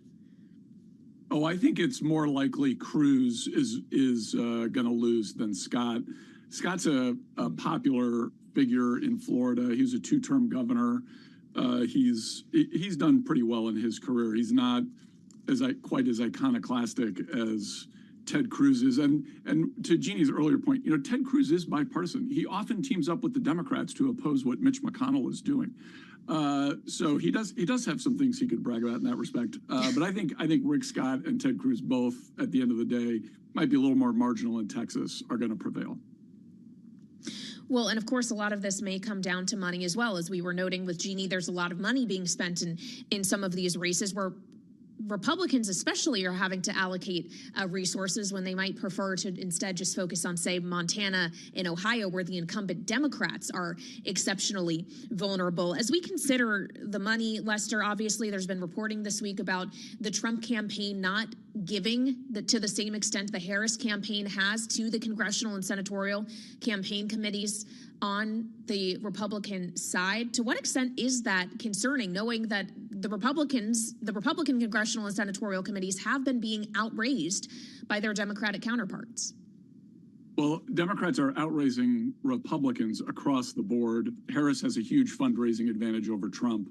In Texas, as we were just discussing, Allred has more money in the bank than Cruz does. So, by the way, one of the things Democrats do when the Republicans outraise them is start talking about campaign finance reform as if it's a national emergency. It's weird that they're not doing that now, probably because they're doing so well in this regard. Maybe Republicans should be talking about campaign finance reform. I think at the end of the day, the money advantage for Democrats, in all seriousness, is a little bit baked in. Republicans have a better effort on the earned media side. In other words, they can go out and grab headlines by saying provocative things and kind of challenging the system. So it kind of balances, in my mind at least, these campaign advantages kind of balance out at the end, and neither one of them is really going to be determinative. All of these races are going to be close. House, Senate, President, they're really coin flips at this point. Well, and your earned media point is certainly a good one. That, Jeannie, as we know, has been a specialty of Donald Trump. He may not have the actual war chest advantage against Kamala Harris, but he is an expert at getting that media attention. Do you think it's working as well this time, or has Kamala Harris been able to compete with him on that front, given just the very unique nature of her candidacy and how short it has been to this point? Talking to young people. Yes, can you hear me? Yep, now we can. Here we go. My fault. She has been able to compete. I was just talking to young people who spend a lot of time in the digital world, and they were talking about the fact that she's been able to compete, not necessarily because the campaign itself is doing that, but because people who are listening to the campaign and taking things like Donald Trump talking about Haitians eating cats and dogs and creating meme after meme after meme about that. And those have gotten millions and millions of views. So Donald Trump's rather undisciplined campaign, it does get him that earned media. He's the king of earned media, as Lester was talking about, but it also has resulted in Kamala Harris having sort of advocates on her side who take some of the off-the-wall things he is saying and make them into memes that really do go viral. So she's able to compete in that realm. She also is able to compete from the money. And just to go back to the Senate, I think if a year ago we were here talking about Democrats having a shot of holding the Senate, none of us would have believed it because the math is so much in the favor of Republicans. And that really does speak to how much this campaign really has depended on good candidates on both sides. And I would say Sheehy in Montana and Allred in Texas on both sides are example of keeping this really, really tight. And of course, there's Larry Hogan to consider in Maryland as well, who was a very popular governor of the state, now running against Angela also Brooks, the Democrat. That's all on the Senate side, Lester. We have to consider the House here as well in our final couple of minutes, because of course, Mike Johnson is going to, under suspension of the rules, be able to pass a continuing resolution out of his chamber today after failing on Plan A, which was a 6-month continuing resolution with the SAVE Act attached. Going out for the election season on that kind of performance, when you know coming back in November, you're going to know if you're still the majority or put down to the minority. What does his future look like realistically? Well, first of all, to kind of echo what Jeannie said, a year ago, if we thought Mike Johnson would still be, I'm not even sure he was speaker a year ago, if we thought Mike Johnson would still be in this position as speaker through these last few months, I think we'd all be amazed. And so he's done quite well just to stay where he is. He's survived these votes before where he needs Democrats to come over and support him on the budget to get things done and avoid a government shutdown. I think he's going to survive this one. I think, and I realize I may sound a little glasses half full Republican here. I've seen him grow in office. He has demonstrated leadership. He got the Ukraine aid package across the finish line, maybe a little later than we all wanted, but he got it done. It was very significant. I've seen him, take these responsibilities on his shoulders and do it in a dignified and responsible way while trying to keep his caucus as organized as he can. So I think I would put my money, if I were a betting person, I would put my money on him being able to stay as the top dog with the Republicans, regardless of what happens on Election Day. All right, Lester Munson is betting on Johnson. Jeannie Shanzano is betting on Colin Allred in Texas. Our political panel today. Thank you both so much for joining me, and we'll have more straight ahead here on Balance of Power on Bloomberg TV and radio.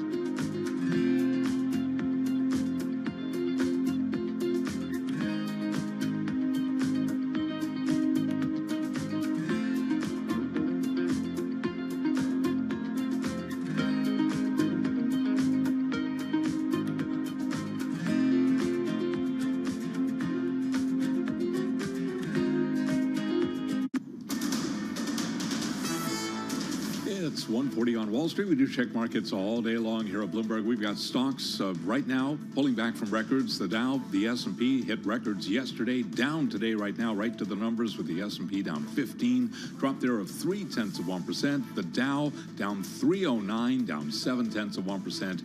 NASDAQ lower by 6, down less than 0.1%. The NASDAQ 100 index holding on the plus side, up now by about 5 points. Little change, though, perhaps the key takeaway there. We've got the 10-year yielding 3.77%, the 2-year 3.54%, gold up $5 the ounce, 26.62 right now on the precious metal, up 0.2%, and a retreat for West Texas Intermediate crude oil, WTI down 3%, 69.43 right now on West Texas Intermediate crude. Stocks are declining as investors weigh the Fed's path of rate cuts, and we are awaiting Micron's earnings after the close of trading. Micron right now up 1.1%. Flutter Entertainment, the parent of the FanDuel gambling company, has announced plans to repurchase as much as $5 billion of its shares over the next few years as the U.S. sports betting market surges. Flutter shares, Flutter Entertainment, they are up now by 6.1%. Recapping, NASDAQ 100 index just turning negative, down by 0.5 point. S&P down 17, drop there of 0.3%. For on-demand news 24 hours a day, subscribe to Bloomberg News Now wherever you get your podcast. Balance of Power continues. Back we go to Washington. Once again, your host, there she is, Kaylee Lines. All right, Charlie Pellet with a look at the markets. Thank you so much. I'm Kaylee Lines in Washington. Joe Matthew is on assignment today. This is Balance of Power on Bloomberg TV and radio. And right here on Bloomberg, we are preparing about an hour and a half from now to bring you some remarks live from Vice President Kamala Harris as she speaks at the Economic Club of Pittsburgh. Yes, in the critical battleground state of Pennsylvania, with remarks that will be targeted specifically on the economy and the manufacturing economy at that. They, of course, will follow Donald Trump giving remarks of his own in Savannah, Georgia yesterday, talking about manufacturing, primarily focusing on tariffs and taxes as ways to incentivize making more in America. So the question today is, what messaging, what policy could Harris put forward, and to what extent will it resonate with these key groups of voters that she is trying to target in states like Pennsylvania? So to help us answer these messaging questions, I'm pleased to say joining us now here on Balance of Power is Aisha Mills, a Democratic political strategist and social impact advisor. Welcome to Bloomberg, Aisha. Great to have you. So as Harris specifically, it seems, is looking at blue-collar workers here with this notion of trying to create a vision of the manufacturing economy, what is it that they need to hear? And therefore, what is it that she needs to say? So, Kaylee, thank you so much for having me. It's great to be here. I want to just kind of step back for a second, because I know that what happens in all of the political conversations is that we tend to like to marginalize ourselves into factions, right? So you've got the working class over here and the blue-collar workers over here, as if they are divorced from the manufacturing companies themselves and the corporations who are manufacturing goods, but then also purchasing those goods and needing to, use those goods in their own business lines. And so I think that what it is really important for us to do is to remember that the economy is powered by workers, and that we also need to understand that there is such a deep connective tissue there, that it's not just them versus us. And that is the thing that the other side tries to do a lot, is to pit business owners and corporations against the actual people who powered them. I think that Kamala Harris is going to go in and she's going to have a really great conversation just to that effect that I just mentioned.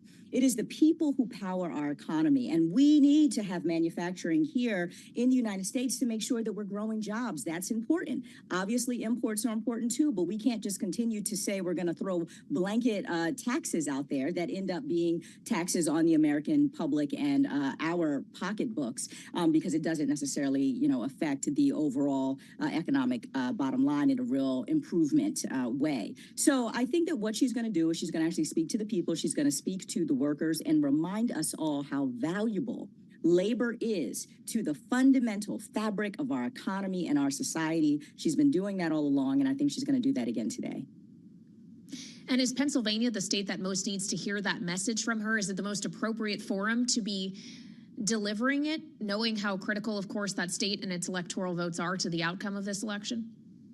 Surely. And, remember, Pennsylvania is a home of American manufacturing, steel industry. President Biden talks about, his roots there in Scranton, where he's from, working class community. His father was a laborer. So absolutely, this is the perfect place for her to be bringing home this message where there are generations of families who remember a time when you were a proud union member, a proud working person, a proud manufacturing, employee who cared about your job, was able to put food on the table for families, had a good income, was able to own a home. The price of inflation wasn't so crazy that you couldn't buy goods and put food on the table. And so there are people there who remember how fundamental the manufacturing industry has been to our American economy, and also are experiencing some of the pain of having lost a lot of that. So I think this is absolutely the right audience for her to have this conversation.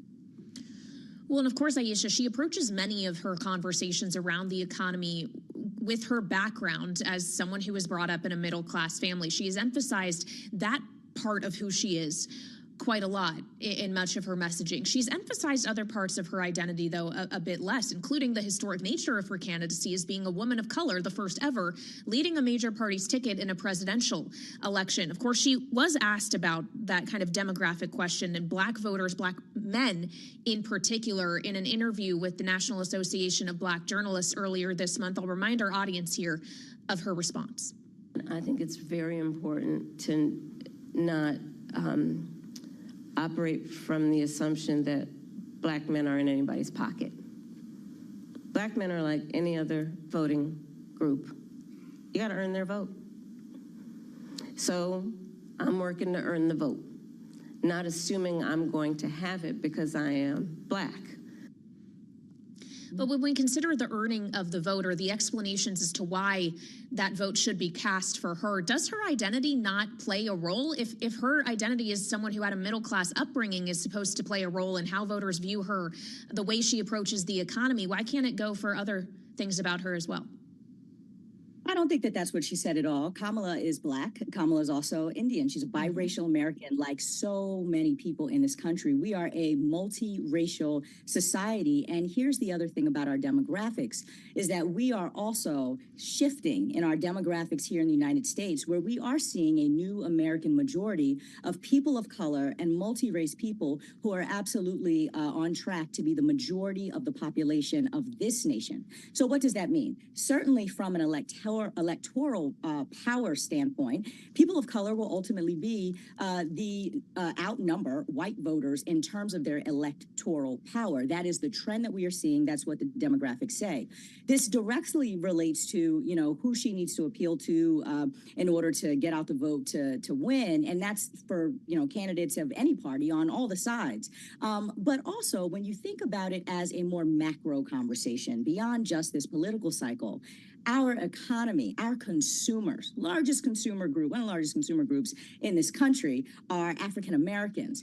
The number one business owners, folks who are starting businesses at a more rapid clip than anybody else in this country, are Black people, Black women in particular. 90% of the businesses in this country are small businesses, many of which are powered by people of color. Demographically and from a market spend capacity, we certainly are powering the market as consumers as people of color. So this is a macro trajectory that we are seeing in our demographics right now shifting. And here's where I think the fine point on this I'll make around this conversation is as it relates to politics and demography is that what corporations have always known, what businesses have always known, is that it's good business to do right by people, no matter who they are. And what you're seeing from Kamala Harris is embodying those values of inclusivity, of diversity being an asset, right, to the bottom line. What you're seeing on the other side with the Republicans is a real assault and an attack on diversity. an attack on diversity and an attack on inclusion and an attack on anybody who recognizes the power, and not just the power from a social context, but the power in our society of really embracing the majority of the people, certainly, and reflecting and representing their values. And so I think that, you know, Kamala Harris's conversation across the board, be it on culture, be it on her own identity, be it on her economic policies, is absolutely reflective of where we're going and reflective of the demographic makeup of our society.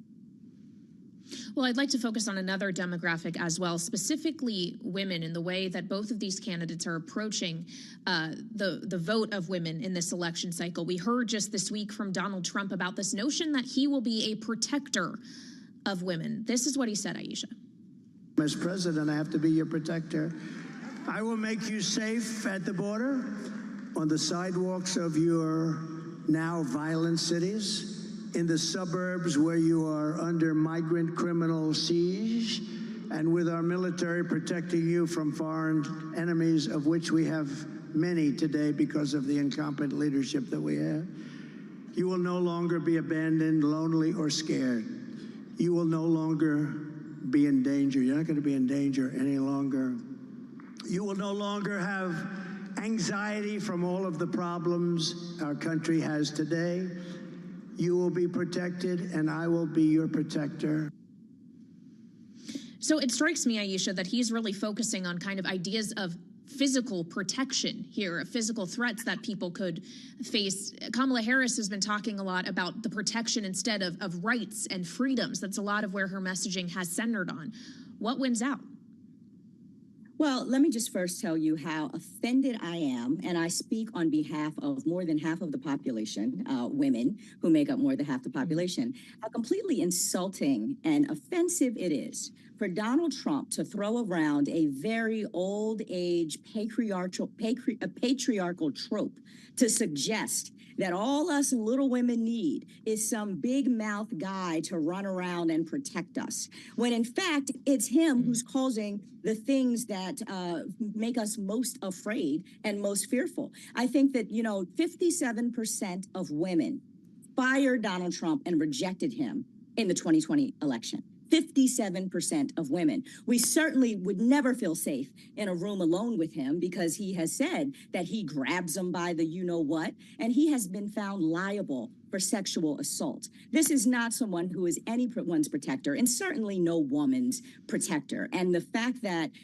he would even, you know, declare that really reflects to a very antiquated sense of patriarchy, and this kind of way that he is moving through his campaign, trying to galvanize a very bygone golden era of men thinking that they are dominant to submissive women, that they are just there to take control of and to protect, and whatever other language it is that's being used.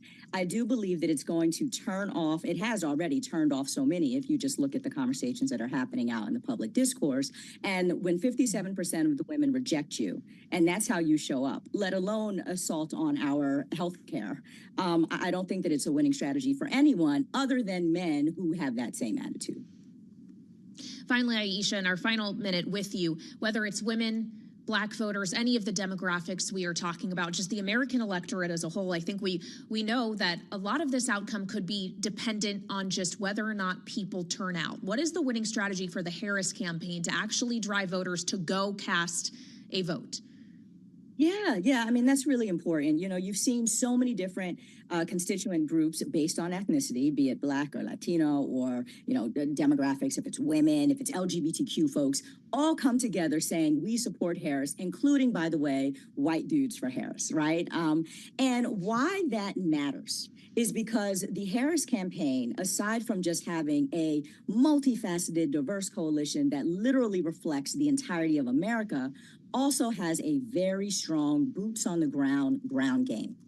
So across this country, she has thousands of field offices where there are volunteers and operatives who are going out to be deployed into the community all day, every day, meeting with voters, talking with voters, sharing information, hearing people's concerns, listening to their ideas, being able to take those back to the campaign and help shape the way that she's thinking about the way that she would lead and serve the American public.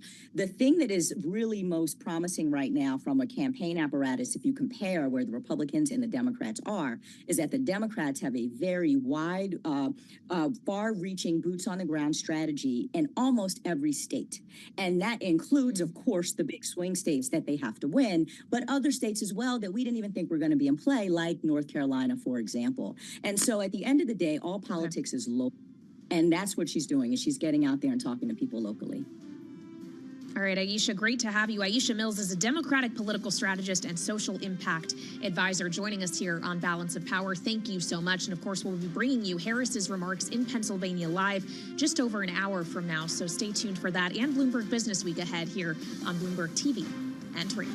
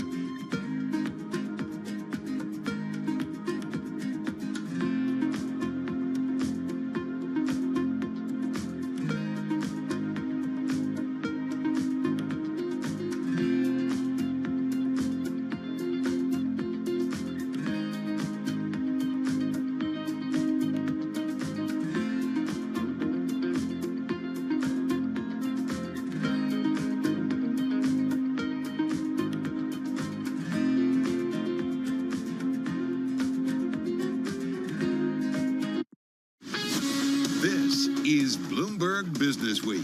Insight from the reporters and editors who bring you America's most trusted business magazine, plus global business, finance, and tech news as it happens. Bloomberg Business Week with Carol Masser and Tim Stenevec on Bloomberg Radio. And a very good Wednesday afternoon, everybody. Streaming on YouTube, Bloomberg Originals Radio TV. We are everywhere. This is Bloomberg Business Week. I'm Carol Masser, along with Stephen Carroll. He is host of Bloomberg Daybreak Europe. Yeah. Have you been stuck in traffic in New York? Is this where this comes from? It feels like gridlock happening on Wall Street because it does feel like investors just quite don't know what direction to kind of grasp onto. Yeah, look, we're going to be talking a little bit about China and what that might mean for markets as well. We're looking at that. Another round of stimulus? Exactly. I think that was our third day talking about it. Second round of stimulus this week, so we'll be digging into that coming up as well. Yeah, we're going to get into that. We're also going to get into a story that I'm kind of so happy that we can bring to you. It's about how Americans' trust in big business went from bad to worse, how we got there, what it means. So we'll talk about that. And then we do have a double dose from the tech world. Yeah, that's right. We're going to be going to MetaConnect. Ed Ludlow is there from Bloomberg Technology. He's been trying on some new glasses. We're going to find out all about the new products that have been unveiled at that event as well. He'll be having an important conversation coming up later with Meta's CTO as well. We'll bring it to you later in the program. Fran Kasudas back with us. She's Executive Vice President over at Cisco. We're going to talk about that AI-enabled workforce, what they are doing. And then, as we mentioned earlier, we're going to tap the Wall Street playbook for what is going on at one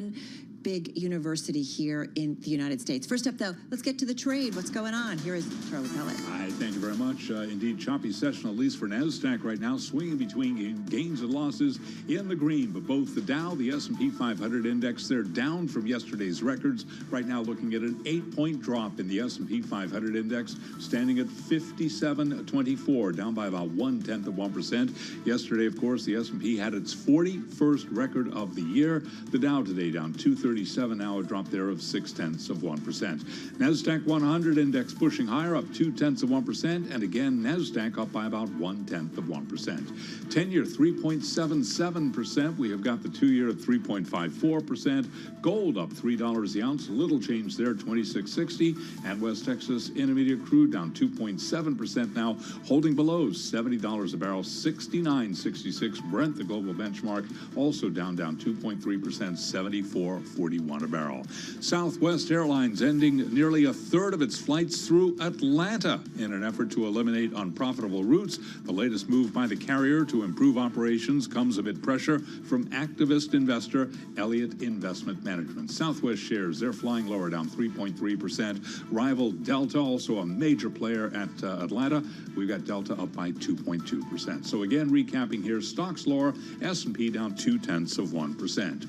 For on-demand news 24 hours a day, subscribe to Bloomberg News now wherever you get your podcasts. I'm Charlie Pellet, and that is a Bloomberg Business Flash. All right, Charlie, thank you so much. We are once again starting with China today because for a third day, we're looking at headlines over stimulus. Got those overnight. It is, of course, the world's second largest economy. What happens in China tells us so much about what's going on in the global economy, China's growth trajectory being closely watched around the world. This is something Nobel laureate and economist Joseph Stiglitz singled out earlier today at the Bloomberg New Economy Forum. Unfortunately, where a real challenge for the emerging markets in developing countries is going to be China, because we, and the bipartisan view is that China represents a risk or a threat. A threat, and I think at this point there's very little evidence of that.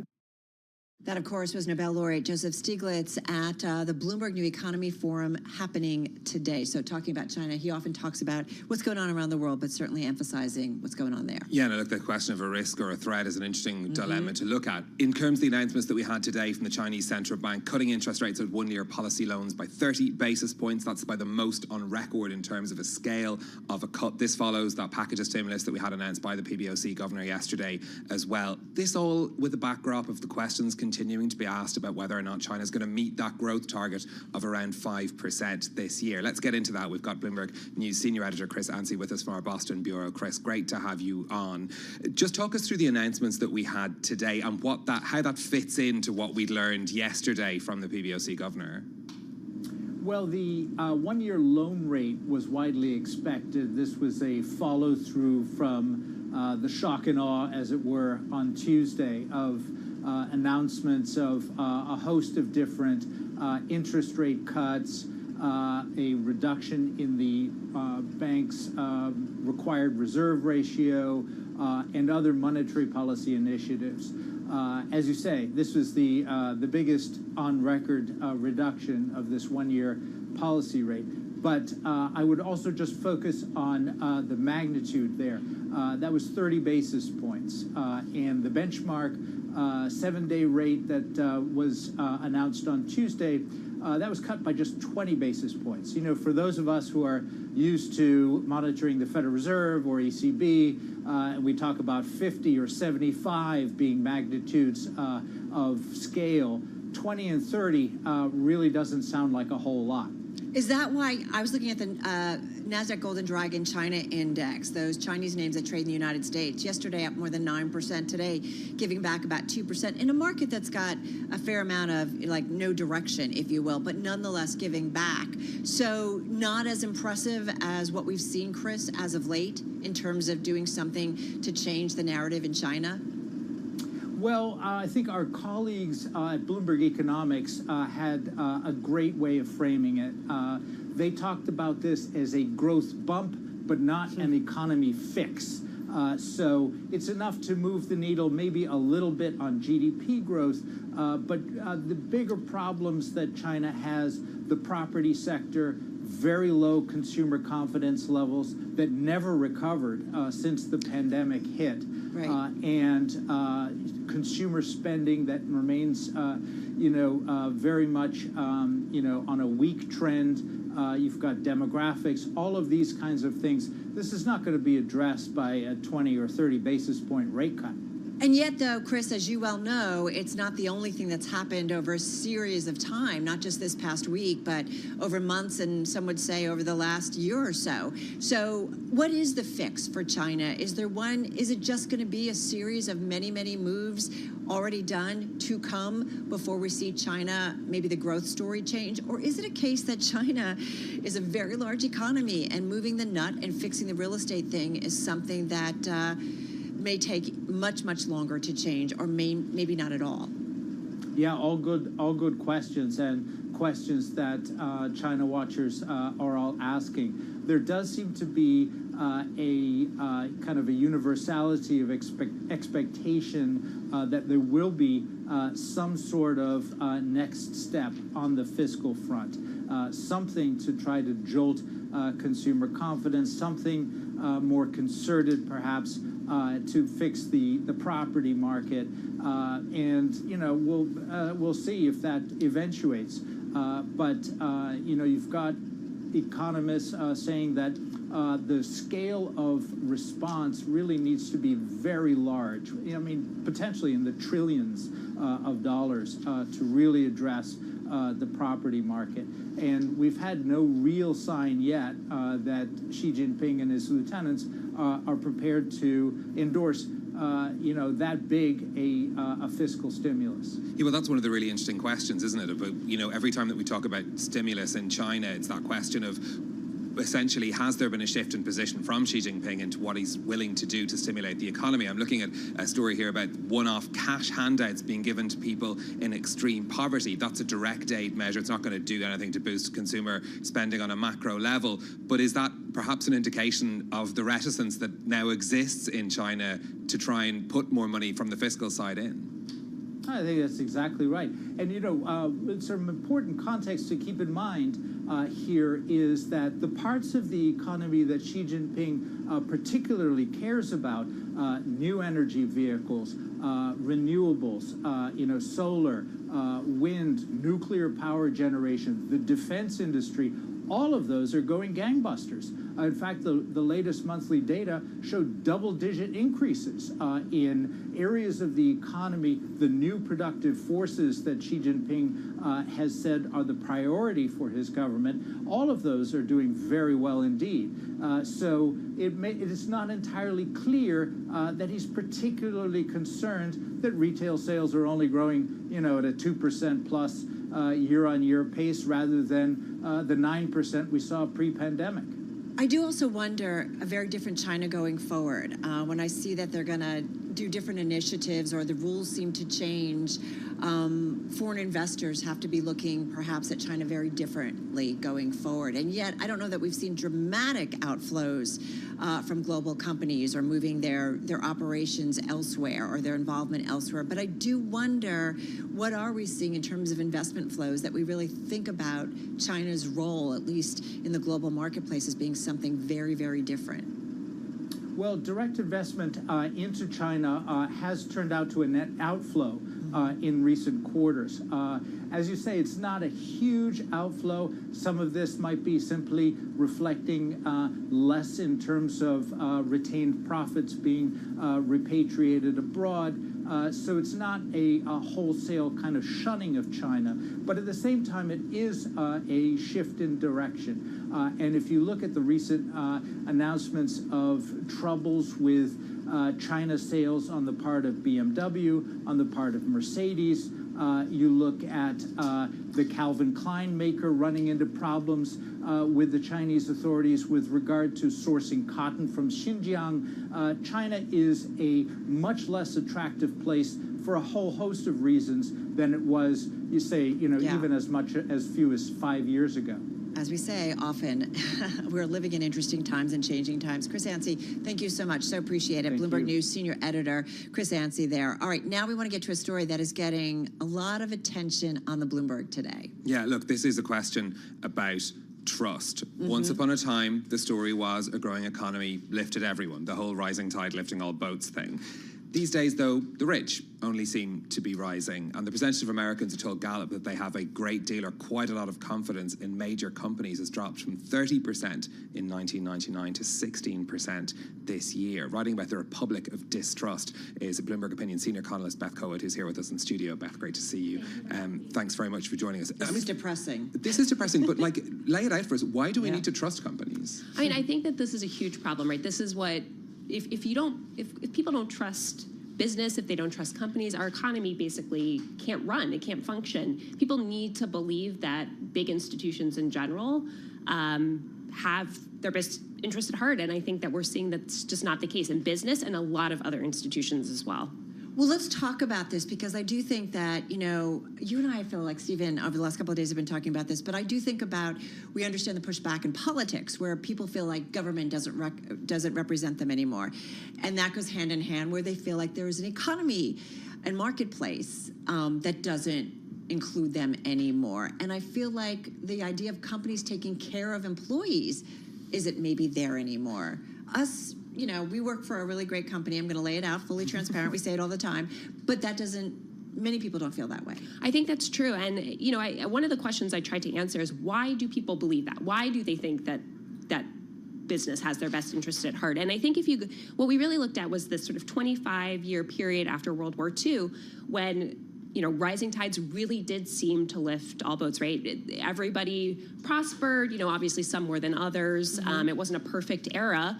But the gap between the wealthiest Americans and the poorest actually closed. And for a number of factors at play there. But I think a lot of people look back to this period and want to return to it. And there's some question, is that even possible?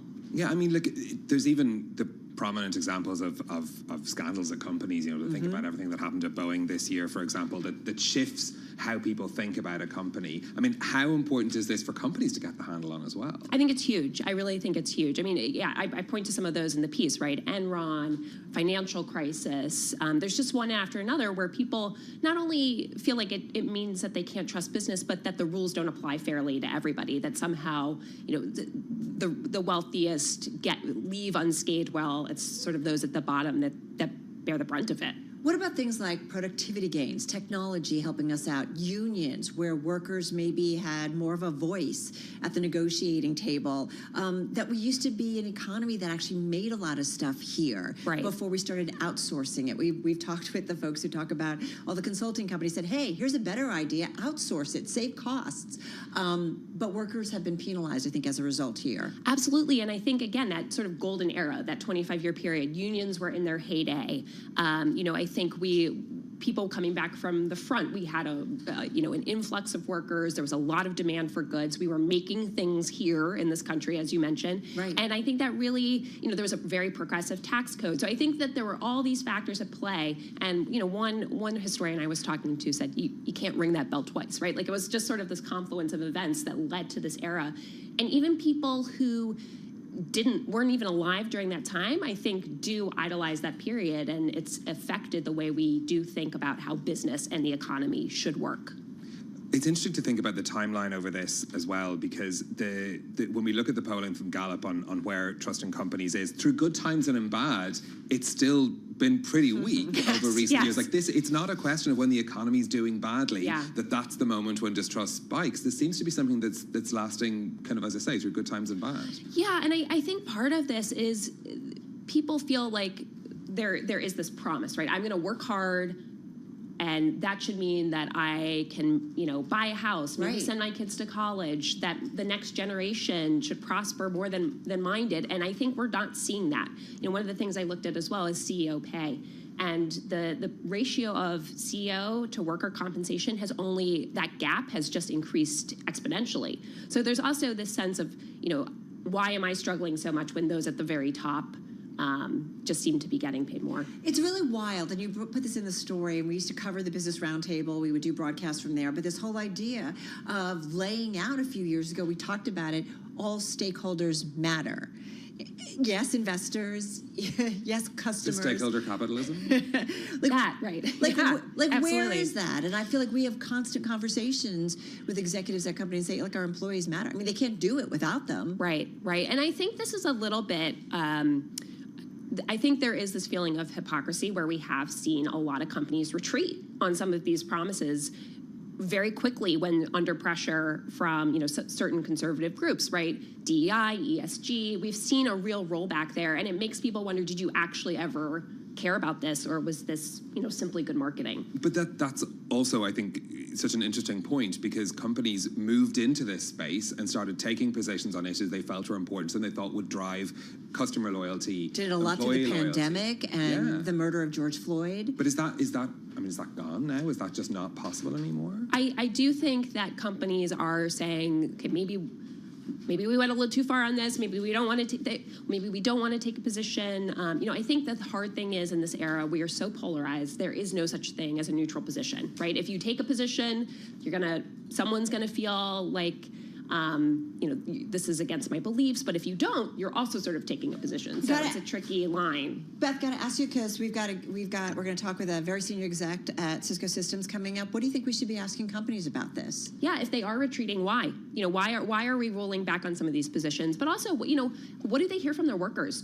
Are they feeling some of this erosion of and the trust? war for talent, right? Is this going to be a key factor for that as well? Absolutely. Yeah. All right, good stuff. As we said, it's among the most read stories of the Bloomberg. Beth, thank you, as always. Beth Coet. She's Bloomberg Opinion senior columnist, talking about the Republic of Distrust. Yeah, you can find it on Bloomberg.com/opinion as well if you want to read the piece in full. Beth, great to have you with us in studio. Look, this is a question that I think comes through now. So many of the conversations, we were down at the Plaza yesterday talking to senior execs as well. It feeds into how people are perceiving companies too, and that's something that's means you're going to get questions asked on that as well. Yeah, and important issues, but employees feeling taken care of. We talk increasingly too about pensions going away, right? People used to retire and they didn't have to worry about things, but that's not necessarily a given anymore by a lot of companies. All right, coming up next, we're going to talk about Meta, some new glasses perhaps for Ed Ludlow. What has been unveiled at the Meta Connect Summit? We'll be checking in with Ed, who's out in Menlo Park in California for us. This is Bloomberg.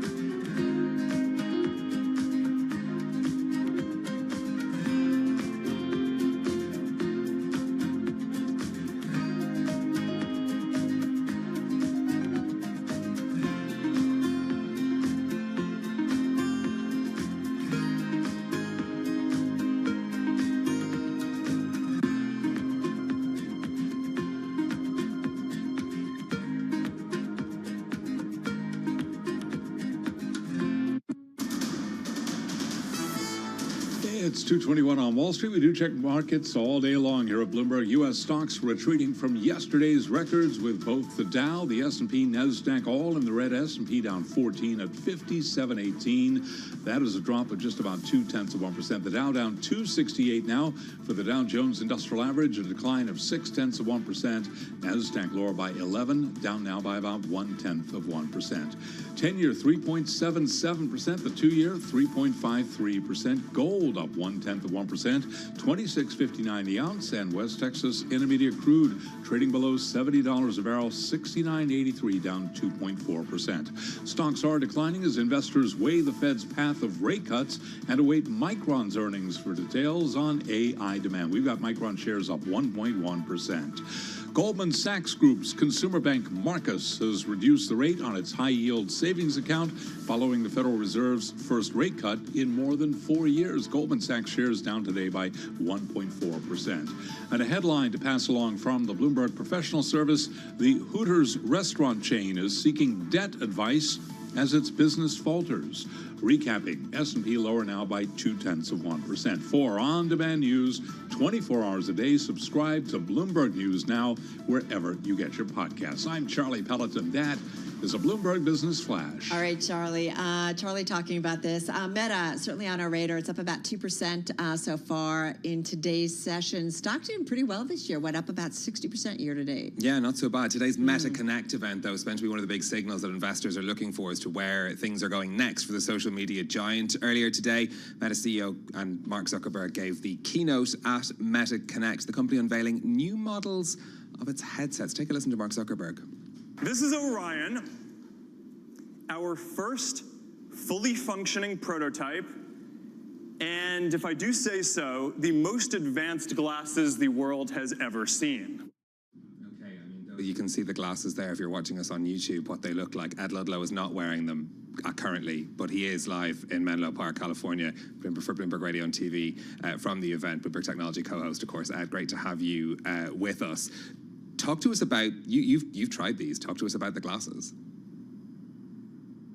Yeah, I had 2 hours with the Meta team and with Orion yesterday. And what I would say, purely from a personal standpoint, as a technology journalist, that it was the most profound experience of a new technology that I've had in my career so far. I say that for 2 reasons. One, I've demoed a lot of different types of technology, most analogous being VR, AI, or mixed reality headsets. In fact, some of Meta's mixed reality headsets that I tried didn't work that well. But the performance of Orion, at least in my experience, was brilliant. You know, it is. I'm a glasses wearer. For those of you listening and not watching on TV, the experience is simple. It feels like you're wearing a pair of glasses. You see the natural world around you, but video, images, and graphics are projected as holograms within the confines of the lenses in your glasses. And in many ways, it is as simple as that. All right, so you sound pretty impressed. You look pretty good in the glasses, too, I might just add. Yeah. Having said that... Thank you. You're very welcome. So having said that, how would you use it? Like, tell me about, or all of us, how might we use them? Yeah, the most key point on the technology side is that the lenses are not made of glass, they're made of silicon carbide. The reason that I state the specifics is that you can see normally. So if you're not engaged with the software or the projections or holograms, they're just glasses. You're not encumbered in your vision. But say, Kara, you were gonna like video call me. You would be able to have the video call with me. I could see you as if you and I were conducting the conversation via Zoom on a desktop or via a laptop or via an iPhone. That is the quality that we're talking about. Now, you would not be able to see me in certain instances, but I would still have at the same time my normal vision through my own human eyesight of the world around me, ability to drop in and out of a virtual world while still being here present in this one. God, I never thought I'd say that on television, but I'm being sincere. Wait, I'm sorry, we need to cue the music. Ooh, like the creepy music. Like it's a little, so you're saying like I could be on the subway and I would be wearing them, potentially, assuming I have connectivity. Correct. and I could be having a conversation, seeing someone, but also making sure I don't fall into people or whatever, Yeah. right? Yeah. So one observation that I made at the time when I was with the Meta team is that there's an element of it being discreet and privacy. So imagine you're in a crowded environment and you get a text message from somebody that is sensitive. If you're using a smartphone, think about the people leaning over your shoulder who can see it. In the Orion case study, the message appears on your screen, the lenses, the silicon carbide lenses, using the two projectors and micro LED tech. No one can see it but you, so that's one thing. The other example, just to walk through it, is I had Orion on my face. I looked at a table of ingredients and groceries, and I said to Meta AI, show me or give me a recipe using the ingredients on the table. It brought up a list of instructions on how to make this smoothie, but also tagged the specific ingredients. So each physical object, a pineapple, whatever it might be, was tagged with the word pineapple, step 1, step 2, step 3. These sound simple, but it worked. And I can hear Stephen, a little bit of a giggle under the breath. So why don't we talk about the share reaction? Because if one person or section of our audience is taking it seriously, it's the market. Yeah. I find that so interesting. Yeah, I mean, look, this is an area that Meta's put $50 billion into wearable devices. Is this the payoff? Is this what they've been building up to? Exactly. It's a perfect question, because when I moved to California in 2018, Meta, then known as Facebook, was a social media company. I was the only journalist standing here on HackerWay the day they lifted off the tarp and it had changed the logo to Meta. And then it was a metaverse company. Then investors punished Meta for its extreme CapEx commitment to AI and its CapEx commitment to Reality Labs. Now they're rewarding them for it. And I think it's still an open-ended question. They've put a lot into Ray-Bans, right? The products where you have normal eyeglasses with Meta AI integrated. The AR product, Orion, is very different. Does that mean that that's the future and we sort of move away from the virtual mixed reality, which they also unveiled today? They have a new generation of more affordable Quest headsets. What happens to those social media platforms? One case study I used with Orion is Instagram. I pulled up my Instagram Reels feed in the Orion setting, and I used my thumb we can get into this if we have time, but basically you control actions by physical movement with your hand. So it's like flipping a coin, and using that motion. There are people all around the world listening to it, mimicking this, flipping a coin. But that's how you control the feed. Is that where we're going? I think that Meta still has many different pathways forward, and understanding which it is an interesting debate. A couple things I want to tick off. What's the cost of it? Is it more a consumer item, or is it a consumer and commercial usage item? And then who else? Like, who do they have to be looking at over their shoulder? It has no cost because it will not be sold. Right now, it is an internally only product. What they're doing is dog fooding. That's Meta or tech speak for employees only using the technology and stress testing it. And I don't have a price for it, but everything inside is proprietary. 10 or so proprietary in-house developed chips. It's bleeding expensive. And what they need to do from here is iterate and engineer towards a future product or version of Orion that costs about the same as a high-end PC laptop. So I don't know, let's say $1,000 to $1,500 in the future. But I don't think we have any sense of when. It could be years, it could be many factors greater than years, but at least we will get the chance to ask somebody who might know later on today. Yeah, indeed, you're going to be speaking to the CTO of Meta, and we'll be bringing that to you on the program later too. I'm curious, Ed, the idea of the silicon carbide in terms of supply chain. Obviously, you're talking about it being quite far away before this is something that people are going to be able to get their hands on. But are you already thinking about the supply chain for this? I'm always thinking about the supply chain. It's so cool to have you in New York, and this is the kind of question that I love. The technology is important, right? Like every time we have news like this, we ask, why? What does the sell side think? What is the investor's reaction? You forget that technology companies do tech. Silicon carbide is a breakthrough in materials because it bends light at extreme angles. It means that you can see the natural world around you with your own eyes and have the holographic image without the sort of like rainbowy effect, the sort of light specks that so many have. There is a supply chain for silicon carbide because it's a commonly used material in EV for power conversion and also battery management systems, an area that I've covered for the last 5 or so years. And so I was surprised that this is something Meta did without academia. They did it themselves. And now I wonder how many other tech companies are paying attention to that material as a solution for their own ambitions in the field of augmented reality. Anything else of note that we got from Zuckerberg in his comments this morning, or earlier today, I should say? I think that Zuckerberg positioned Meta, I think it was earlier this year, though I lose sense of space and time, as wanting to be the world's leading AI company or the world's most important AI company.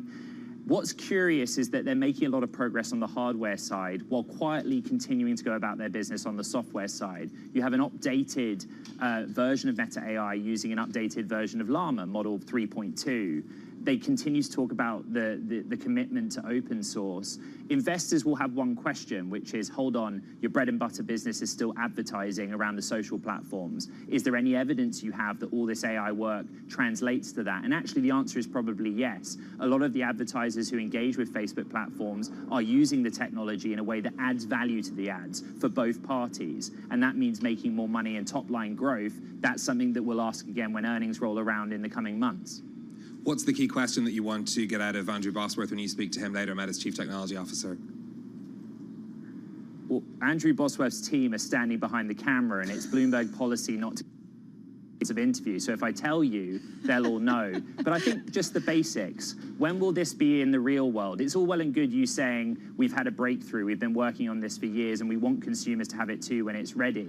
But if it's ready in 10 years' time, phone me then, because there's a lot that's going to happen in that period between now and then. But you were blown away. I want to go back to how we kicked this off, that you said the most profound experience of new technology in my career.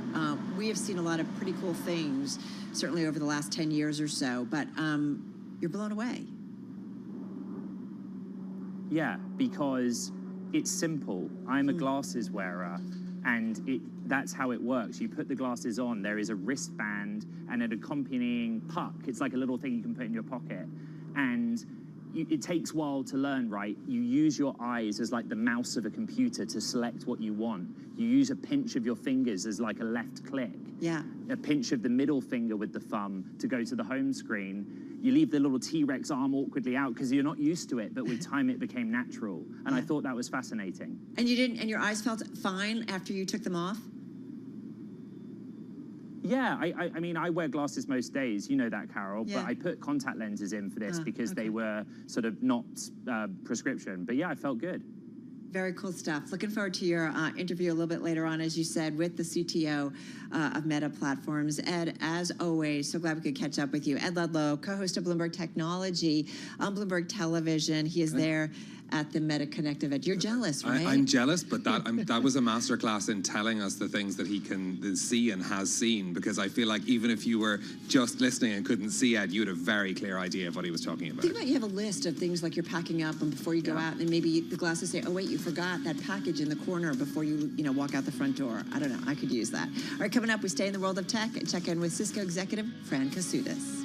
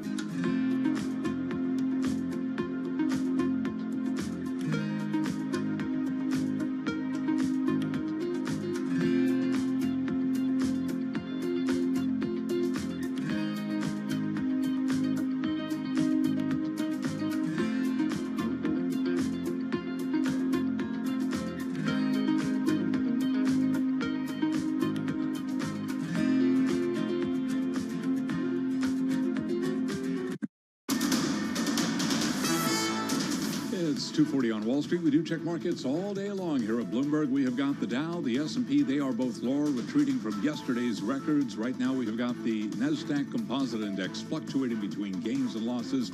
We'll call that unchanged on the day. The S&P down 10, down by about 0.2%. The Dow down 0.6%. Your 10-year yield 3.77%, with the 2-year right now 3.54%. Gold up $3.40 the ounce to $26.60. That is a gain of 0.1%. West Texas Intermediate crude down now by 2.7%. We are awaiting earnings from Micron Technology after the close of trading. Micron up right now by 1.2%.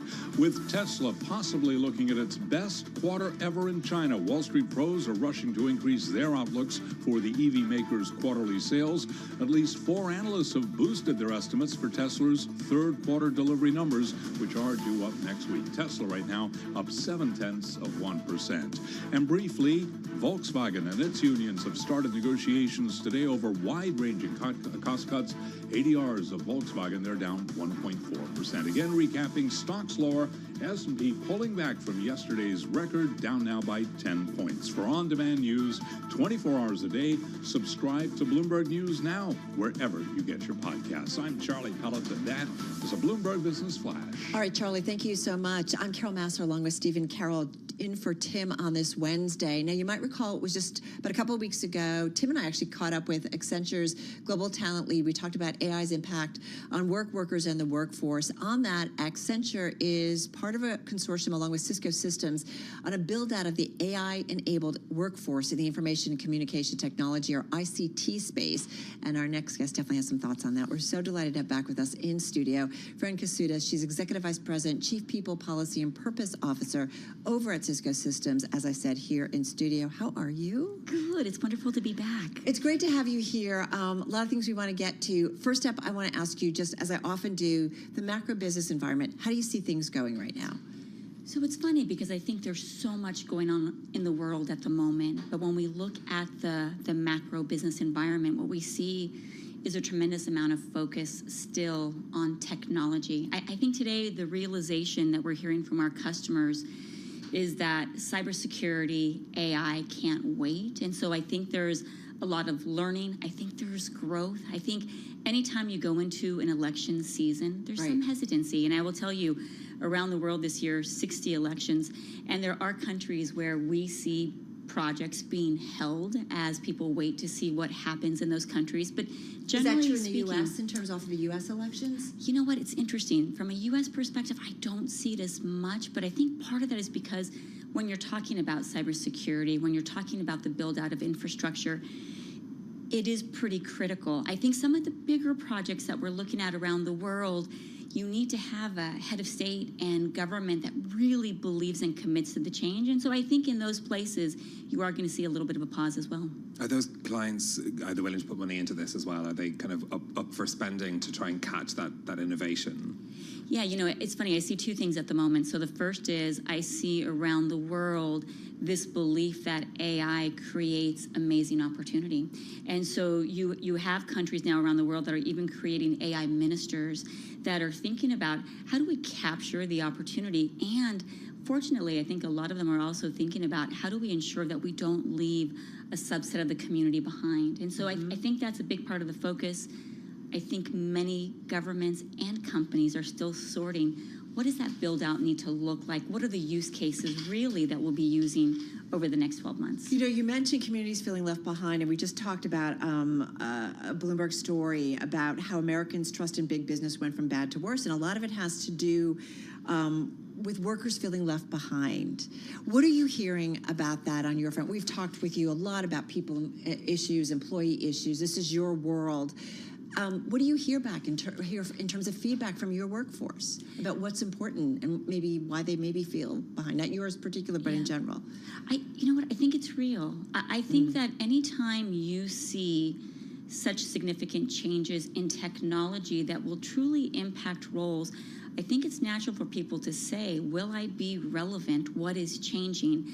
But it's funny, I think I would say around 18 months ago, it was a bit more negative. I think the delta is that today our employees are playing with the technology. They're experimenting. They're learning that in many cases the technology will make them better. I do think we have to admit that there's areas where jobs are going to go away. But you we guys also, are letting go a bunch of workers. You talked about it in your earnings report, and a lot of it said it wasn't financially related, right, or profitability related, but it was that you guys were having a strategy shift. It was a mix of both. Oh, was it was it? a mix of both. And I think that it's important for us to always focus on growth, innovation, what we're going to need moving forward. And I think the commitment that we need to make to our people is that we're going to help them understand the changes that are coming and help them build the skills that they need. And it's funny, it ties to where you started, Carol, but when we did that AI consortium body of work with Accenture and Google and Microsoft, IBM, what we found was that all of us collectively believe that the large majority of technical roles are going to shift. And what we can see is that some of the skills and the tasks will evolve. The beautiful thing is when you have that blueprint, it allows you to start to train and prepare your people. And that's the commitment that we're making. And I think Cisco and all of us need to do a better job of helping people get ready for what's coming. But how much do you need to prepare in budget terms for training as well? Surely some of these people, it's a question of hiring in different skill sets, but if you're going to invest in adapting, that's a commitment financially. It's so funny because I think in some cases, retraining your people is a lot less expensive than hiring from the outside. And I think it's a bit of a win-win. I think what's so different that we're going to have to figure out how to scale to, both from a budget perspective, but maybe even more so from a time perspective, is that we're not talking about freshening up your skills once a year. What we're talking about It's not an hour on a PowerPoint learning, yeah. And we're talking about maybe it's weekly, maybe it's monthly, maybe there's one day a month where we're going to have to all go through training to be able to leverage the technology that's in front of us. And I think it's the mindset shift that's actually going to be bigger than the budget requirements. I feel like we're hearing that a lot. I mean, we do it sort of as an organization here, that there's, whether it's something going on in markets and so on and so forth. Having said that, then do workers need a college degree? So this transition, and it's funny because so many of the transitions from a workforce perspective were there already, and the technology is really bringing it to fruition. What we've seen over the last 5 years is that you don't need a college degree the way that you did in the past. I remember a time when at Cisco, if you didn't have a college degree, you couldn't apply for a role. I think Cisco and so many other companies moved away from that when we had a talent shortage, because we realized there's amazing skills that are out there. And if you can invest in training and onboarding talent, you can get to tremendous talent. And so I think that shift has started. I think it's very possible with what we're talking about that you're going to see an emergence of multiple paths for talent. And I think that's great for the U.S. and beyond. That's something that actually links into why you're here in New York for the Global Citizen event as well, because that's one of the things that Cisco is involved in with that organization, fostering new talent as well. I wonder, in an environment where we're talking about perceptions of where companies are positioning themselves, how important is it for a company like Cisco to be involved in Global Citizen? I think at this moment, we see a couple of really important trends. And so the first is there's this realization that it's through public-private partnerships, and in many cases, including nonprofits that have incredible capability and scale, that we're having the biggest impact on communities. So that's the first thing. The second thing that I would say is I see both employees and candidates wanting to work for companies that are doing good. And then from a Cisco perspective, because of our technology, because we drive connection, one of the biggest ways that we can impact poverty, as an example, which is where Global Citizen truly focuses, is around education. And so this year, Cisco will have trained 23.5 million students in technology over the last 25 years. And it's a great way for us to really partner with Global Citizen in having this impact around the world. And so I think it's critical. And more I see our corporate partners out there doing a lot of good. Come back soon, because I feel like there's stuff too when you talk about communities around the world and the education, emerging world. Love to dig even deeper into that. Fran, as always, thank you so much. Really appreciate it. Thank you. Fran Kasudas, Executive VP over at Cisco Systems. Quick headline, everybody. Lightspeed Commerce working with JP Morgan to explore a sale. That coming from Reuters. So keeping a watch on that stock in today's session. And we're seeing it up about 13%.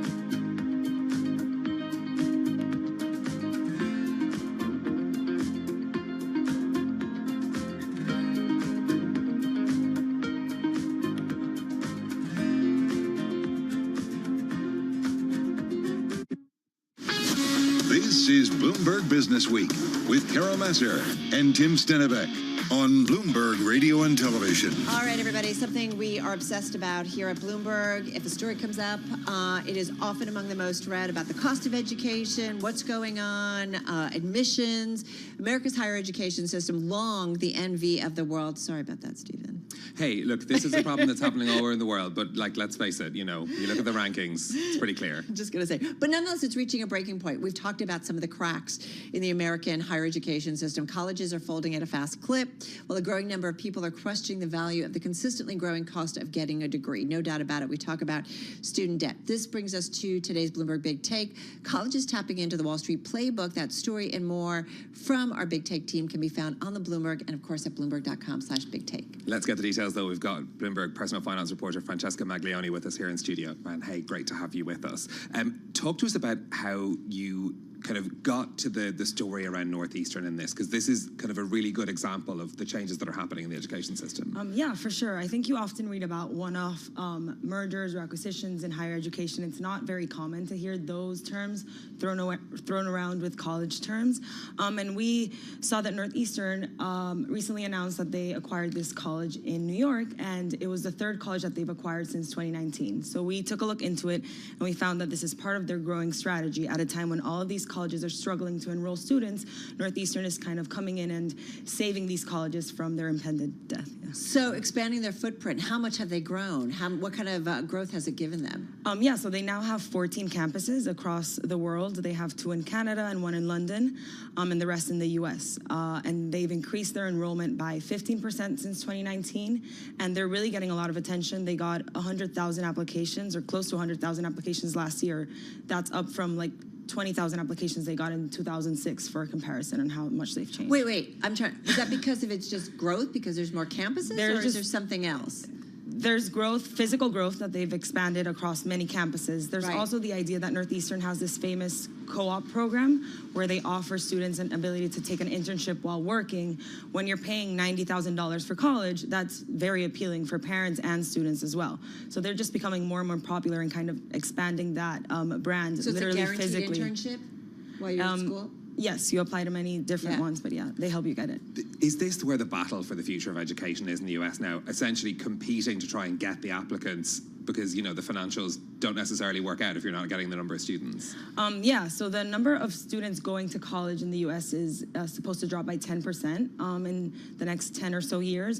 And so Northeastern has kind of developed this strategy to compete for students. These smaller colleges don't really have anything to stand out, and that's kind of why they're struggling and they're closing down. Is there a brand question here as well, though? If Northeastern is taking over all these other colleges as well, how worried are they about making sure that that brand for some place that's very well known is going to be maintained? Yeah, I guess there's some hope that some part of the college will survive when these mergers happen. At the end of the day, Northeastern's brand is kind of slapped all over these schools. And so there's a hope that at least some little part of the college will stay alive, but it's definitely a Northeastern campus. All right, when you use the word slapped on schools that are acquired, so is it just a case of selling their name, or they get involved in the properties that they buy? They get involved. Northeastern gets fully involved in these schools, and they become just additional campuses that the school has to offer. It all sounds so wonderful. There's got to be some things that aren't just so great, and you do get into some right. For students that are at these colleges, when they get acquired or when they merge with Northeastern, it's a very confusing process. Like one day you go to one school and the next day you go to Northeastern. So there's been some pushback when this has happened. This happened in Mills in 2022. Some students protested and complained. There's definitely a clash of, you know, cultures when Northeastern comes to your campus and tells you now you're part of Northeastern. This is a great deep dive into what's happening at Northeastern, but you know, are there other colleges out there that are doing similar things in different parts of the country? Yeah, Northeastern has told us that they've heard from 50 colleges that they're interested in learning about their model or merging with Northeastern. We've also covered the story where this has happened at Vanderbilt. Vanderbilt has a campus now in Florida, so that's kind of an expansion model there as well. I am curious, so are bankers, like, is it Wall Street bankers involved in doing it, or does the school just buy it? The schools, so they don't outright buy it. They swallow their assets and their liabilities. There's no exchange of money, you would say. But the school has 3 teams dedicated to these mergers. They're fully committed to this plan. So it's a property transaction almost as much as anything else? Kind of, yeah. And is it like the typical synergies, like, you know, back office operations are consolidated? Like, do they do that? Yes, they do that, yeah.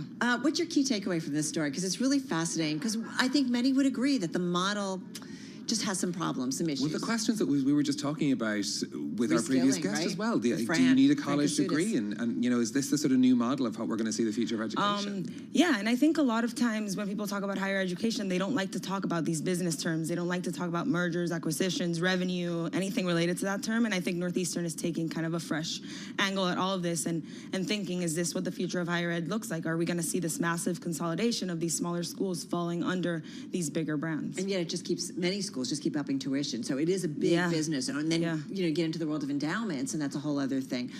Fascinating stories. We said it's among the most read. It's a Bloomberg exclusive, and it is the Bloomberg Big Take. Francesca, thank you so much. Francesca Maglione, personal finance reporter at Bloomberg News, here in studio. Pretty wild, right? Yeah, crazy. And look, a big shift. I think we could be well seeing more of it, as Francesca was just telling us. For those of you watching us on TV, up next is The Close. If you're staying with us, Bloomberg Business Week continues on radio, on YouTube, and on Originals. The vice president's coming up. Yeah. In studio. No, not in studio. She's on the campaign trail. We're going to have her live. Stick around, everybody. This is Bloomberg.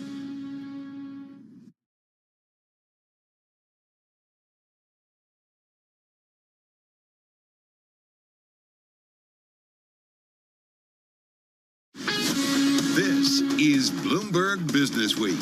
Inside from the reporters and editors who bring you America's most trusted business magazine, plus global business, finance, and tech news as it happens. Bloomberg Business Week with Carol Messer and Tim Stenevec on Bloomberg Radio. All right, everybody, you are listening and watching Bloomberg Business Week. Carol Master along with Stephen Carroll. He is in for Tim, in from London.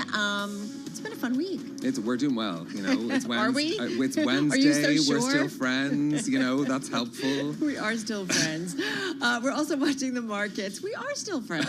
We do get along. It's pretty amazing.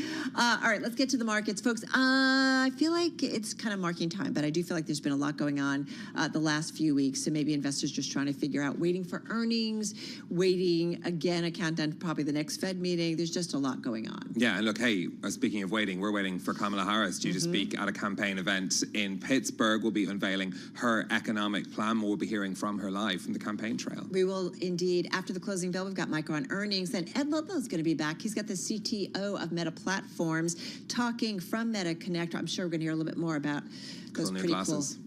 Yeah, right? Yeah. Ed was blown away. He was like that. I mean, that's a big thing. It's a pretty rave it was review. a big thing, right, for him to say that. We're also going to get into pricey real estate here in Manhattan. We love to talk about that. And then the mac and cheese millionaire. Do you like mac and cheese? I can't wait. I do. It's not like a thing that I grew up with, but I get it. I get the mac and cheese. It's totally comfort food. All right, let's find out what's going on in the markets. Let's turn things over to Charlie Pellet. Do you like mac and cheese? Of course, everybody Who loves mac doesn't? and cheese. Here's what's going on. We have got the Dow, the S&P, both in the red right now, retreating from yesterday's records. We have got NASDAQ advancing, NASDAQ Composite Index up 5 right now. And of course, after the close of trading today, we will be hearing from Micron Technology. Micron powering higher right now. We got Micron up by 1.2%. Right to your numbers, S&P down 10, drop there of 0.2%. We have got the Dow Jones Industrial Average down 259, down 0.6%. NASDAQ holding on to a gain, barely up by 3 points, up less than 0.1%. 10-year 3.78% with a 2-year that's yielding 3.55%. Gold up 3.40 the ounce to 26.60, up 0.1%. At a retreat for crude oil, West Texas Intermediate back below 70 a barrel, down 2.5% right now, 69.75. So it is an update for NASDAQ and the NASDAQ 100 index, a down day for the S&P.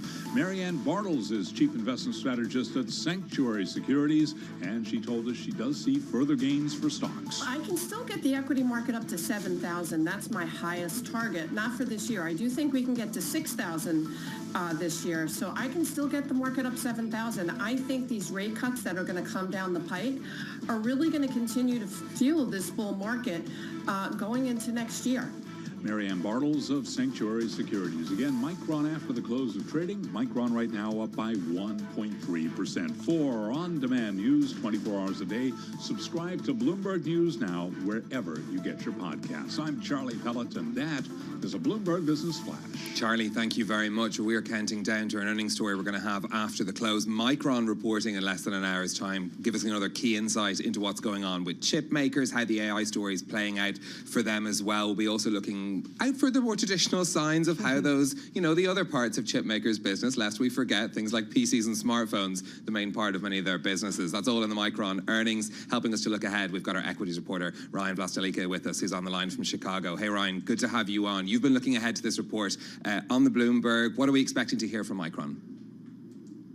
Good afternoon. Thanks for having me. So yeah, two major things we're looking at here. One of them is the AI component of Micron. They make high bandwidth memory chips, which is part of the infrastructure that is used in AI processing. They've been seeing some pretty strong growth related to that. We're looking to see how much that continues, what kind of insight they give into future quarters, and what their forecast says about that. And beyond that, we are just looking at the non-AI parts of the business, so smartphones, PCs, things like that, areas that were in a bit of a slump last year. We've seen some kinds of recovery, but we're looking to see whether that is accelerating, picking up, and if those parts of the market, those parts of the company start to show some of the strength we're seeing elsewhere. Remind us where Micron fits into this world as well. You know, we're so used to hearing about NVIDIA and chip maker space. Can you cite us where Micron sits in that sector of the industry? Yeah, it's a little bit under the radar compared with NVIDIA and compared with, Broadcom and some of the other ones that have seen, bigger gains throughout, recent months. But, the HBM, the high bandwidth memory chips, these are used in AI processing, especially with the large language models. So they're a pretty integral part of this. And they're a part that Micron has talked about seeing, pretty strong demand and demand to the point that they're having some trouble generating enough supply in order to meet all that demand. So it's a pretty important part of the market, just one that might have flown under the radar, given all the excitement surrounding, Supermicro and NVIDIA and some of the other, more. All right, so important aspect of the AI talk and trade and market. But having said that, the bulk of their business is still in kind of the non-sexy side of the chip business. Yeah, I mean, they do make memory chips that are used in PCs and smartphones and stuff like that. Smartphones, I think I'm personally a bit interested in seeing what they have to say about that, just because we have the new iPhone that's coming out. They are a supplier to Apple. Would love to see anything they might say about what the outlook for the smartphone market looks like, especially since we have the AI iPhone coming out, and people are trying to get early reads on what demand for that looks like. So if Micron indicates that the smartphone business is really seeing some powerful demand trends there that might have some broader implications just as far as what people are looking at for the tech trade overall.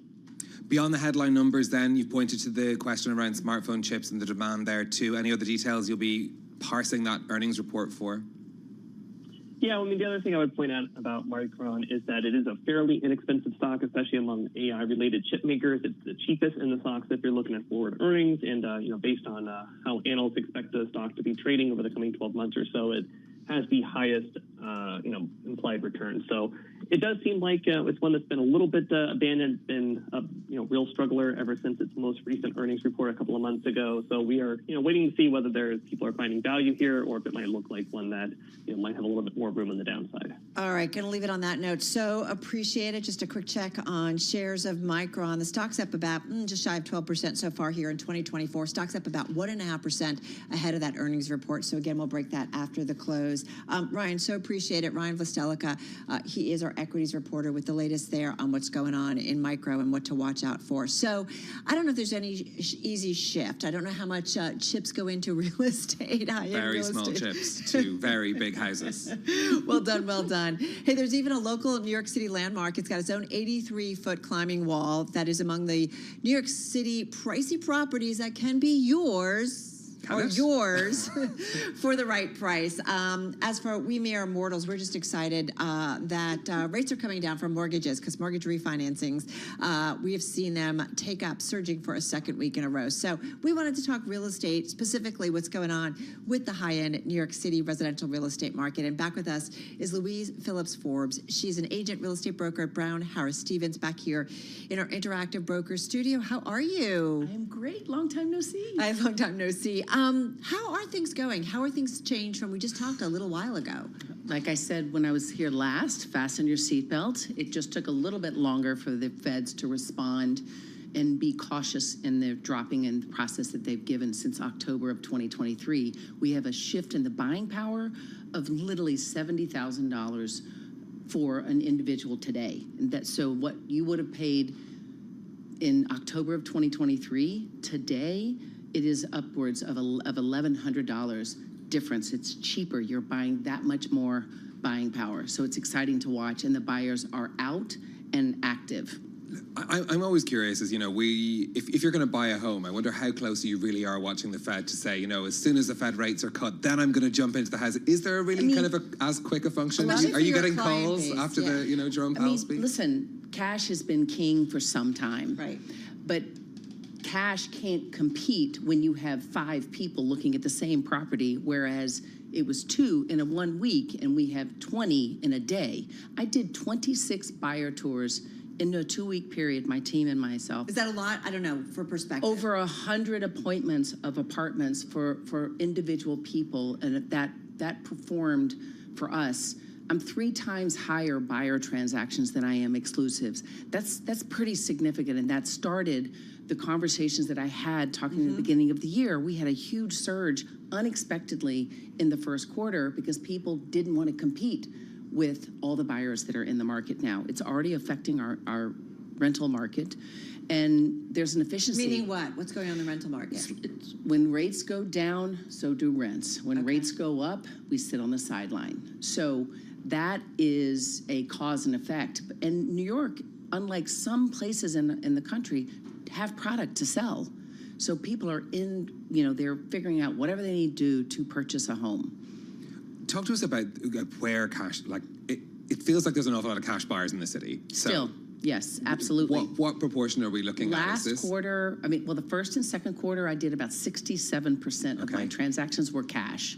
That doesn't mean, and there's also a tax opportunity there. If you're paying cash, then you can pull money out and you write off all of the interest on that. Talk to your accountant. I'm not an accountant, but there's an opportunity. Don't play one on TV either? Yep, nope, don't play one on TV. but there's an opportunity that people are taking advantage of that tax credit. And so and today we're seeing people even considering refinancing things I sold less than 24 months ago, even 12 months ago.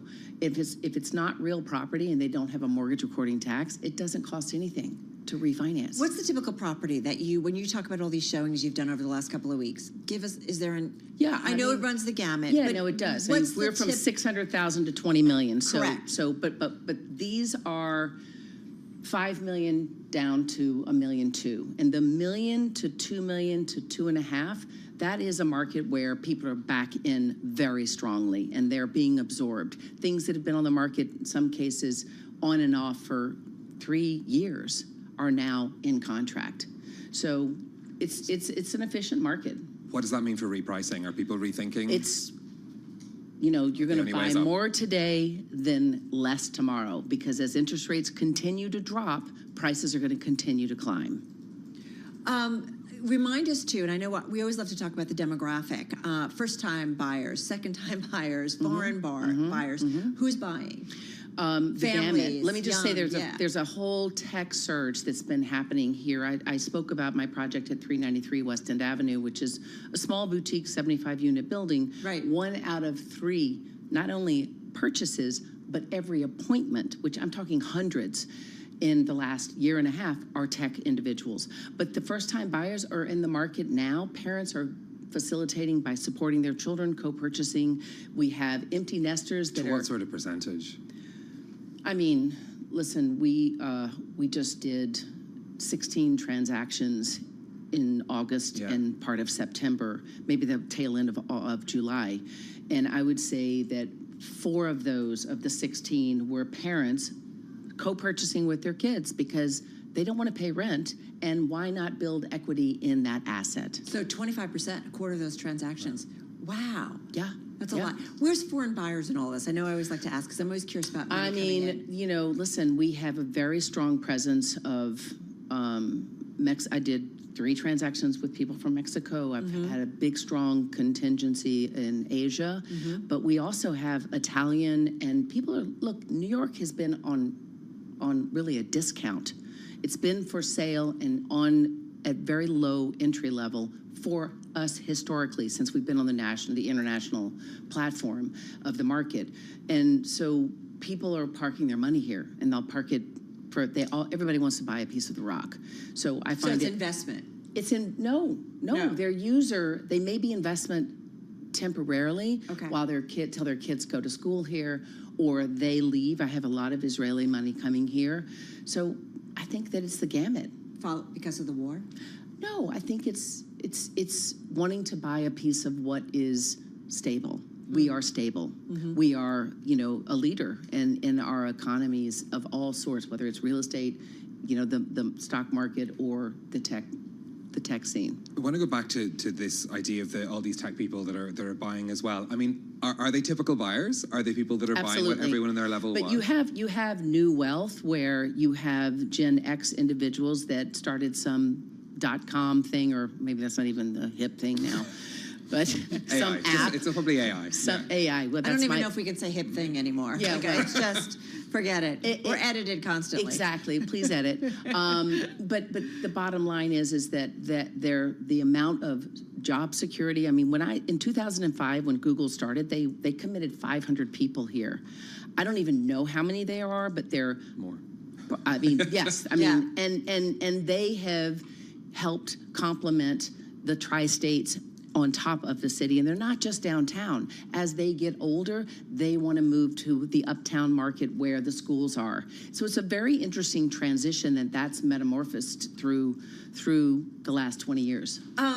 Anybody though waiting to say, okay, the Fed's going to cut even more, so I can just hold off a little bit, but or they're like, nope, we're going to do it. It doesn't make sense because it's okay if you can't afford your payment. That's one question. That's one decision. Right. But the bottom line is what's priced today is going to be higher when the buying power gets stronger because of the increased demand and more people are in the market. Yeah. So there is a concern about bubbles, like immediate bubbles where where you have a certain niche of a market where there's not enough inventory and there's so many people, parents trying to support their kids, they'll have 11 offers on an apartment. That's coming. That's coming across the nation. Couple questions. How much new inventory is coming in terms of building? Because, obviously there's just New York City is only so big, but that doesn't mean that there isn't new construction still going up or buildings being torn, new stuff coming up. Do people, so what are we seeing in terms of new supply?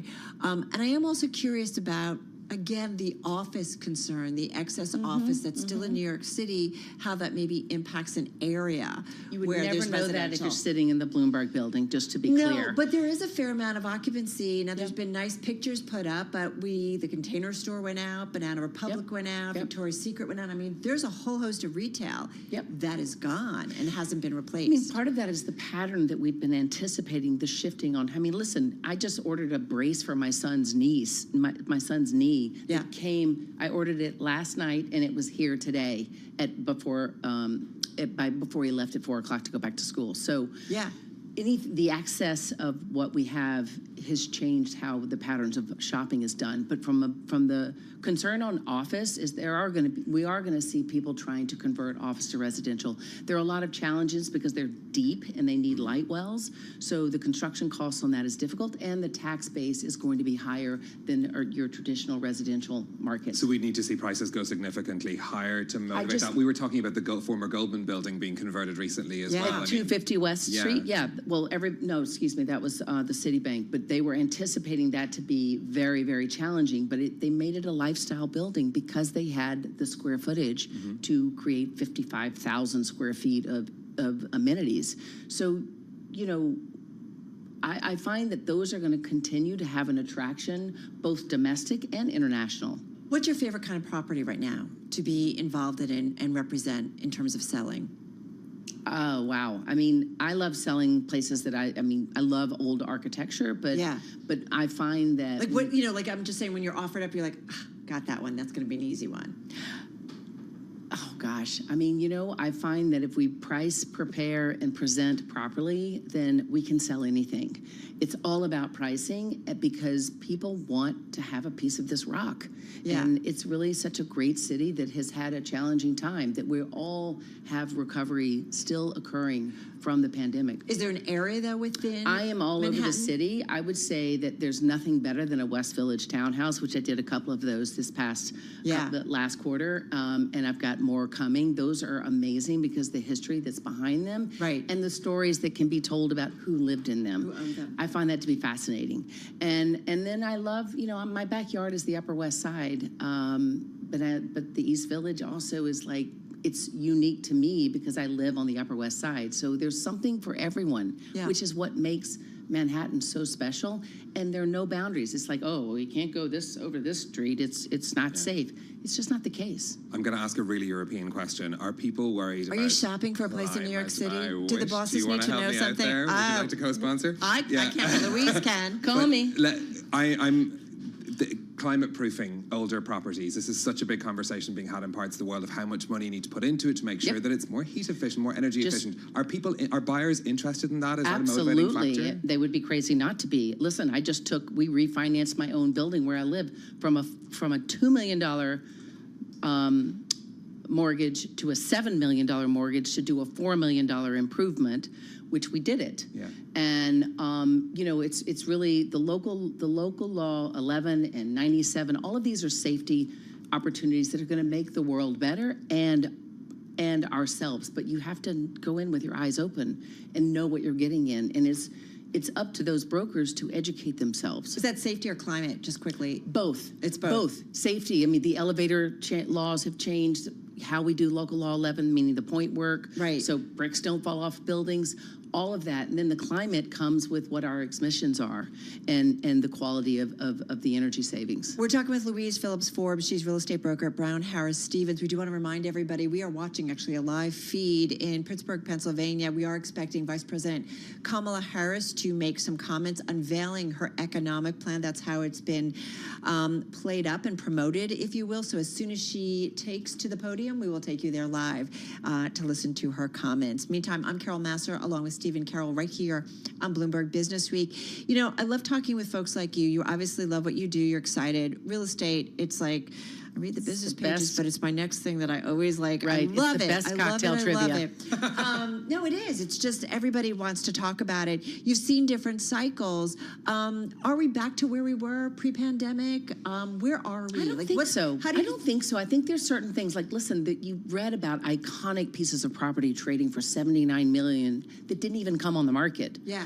You know, those are luxury buys that are trophy and to some of the elite that we have. We attract those kinds of owners. And that's a domestic local person who bought that. Right. Two, I think that, you know, I think there's still great opportunity and huge growth to come forth.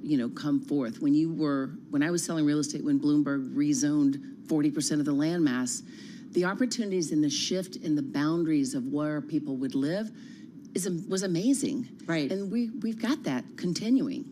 Yeah. I was just going to say, wait, didn't this used to be, what was the department store? Yes, it was. I can't think of it. Alexander's. Alexander's, sorry. Wow. It's like an old brand. Yeah. That's what, I mean, and then you look at kind of what's here now. Yep. Eric, forgive me. No, I was trying please. to remember. This is trivia. Like, I feel like I need to store away and be able You to. can't go shopping anymore here. I mean, I could try. Well, you can. Yeah. Well, house is right there. Yeah, fair enough. I wanted to ask about the question around in your conversations with buyers and sellers. Does anyone bring up the election? Is anyone thinking about they're going to hold off? Well, or they want to buy now? Well, I would say that there has been a little more optimism since there was this shift, and I think that, you know, if you didn't know Kamala, which I didn't, she's held her own in how she speaks, what her principles are. So I think there was a lot of unknown about that, and I think people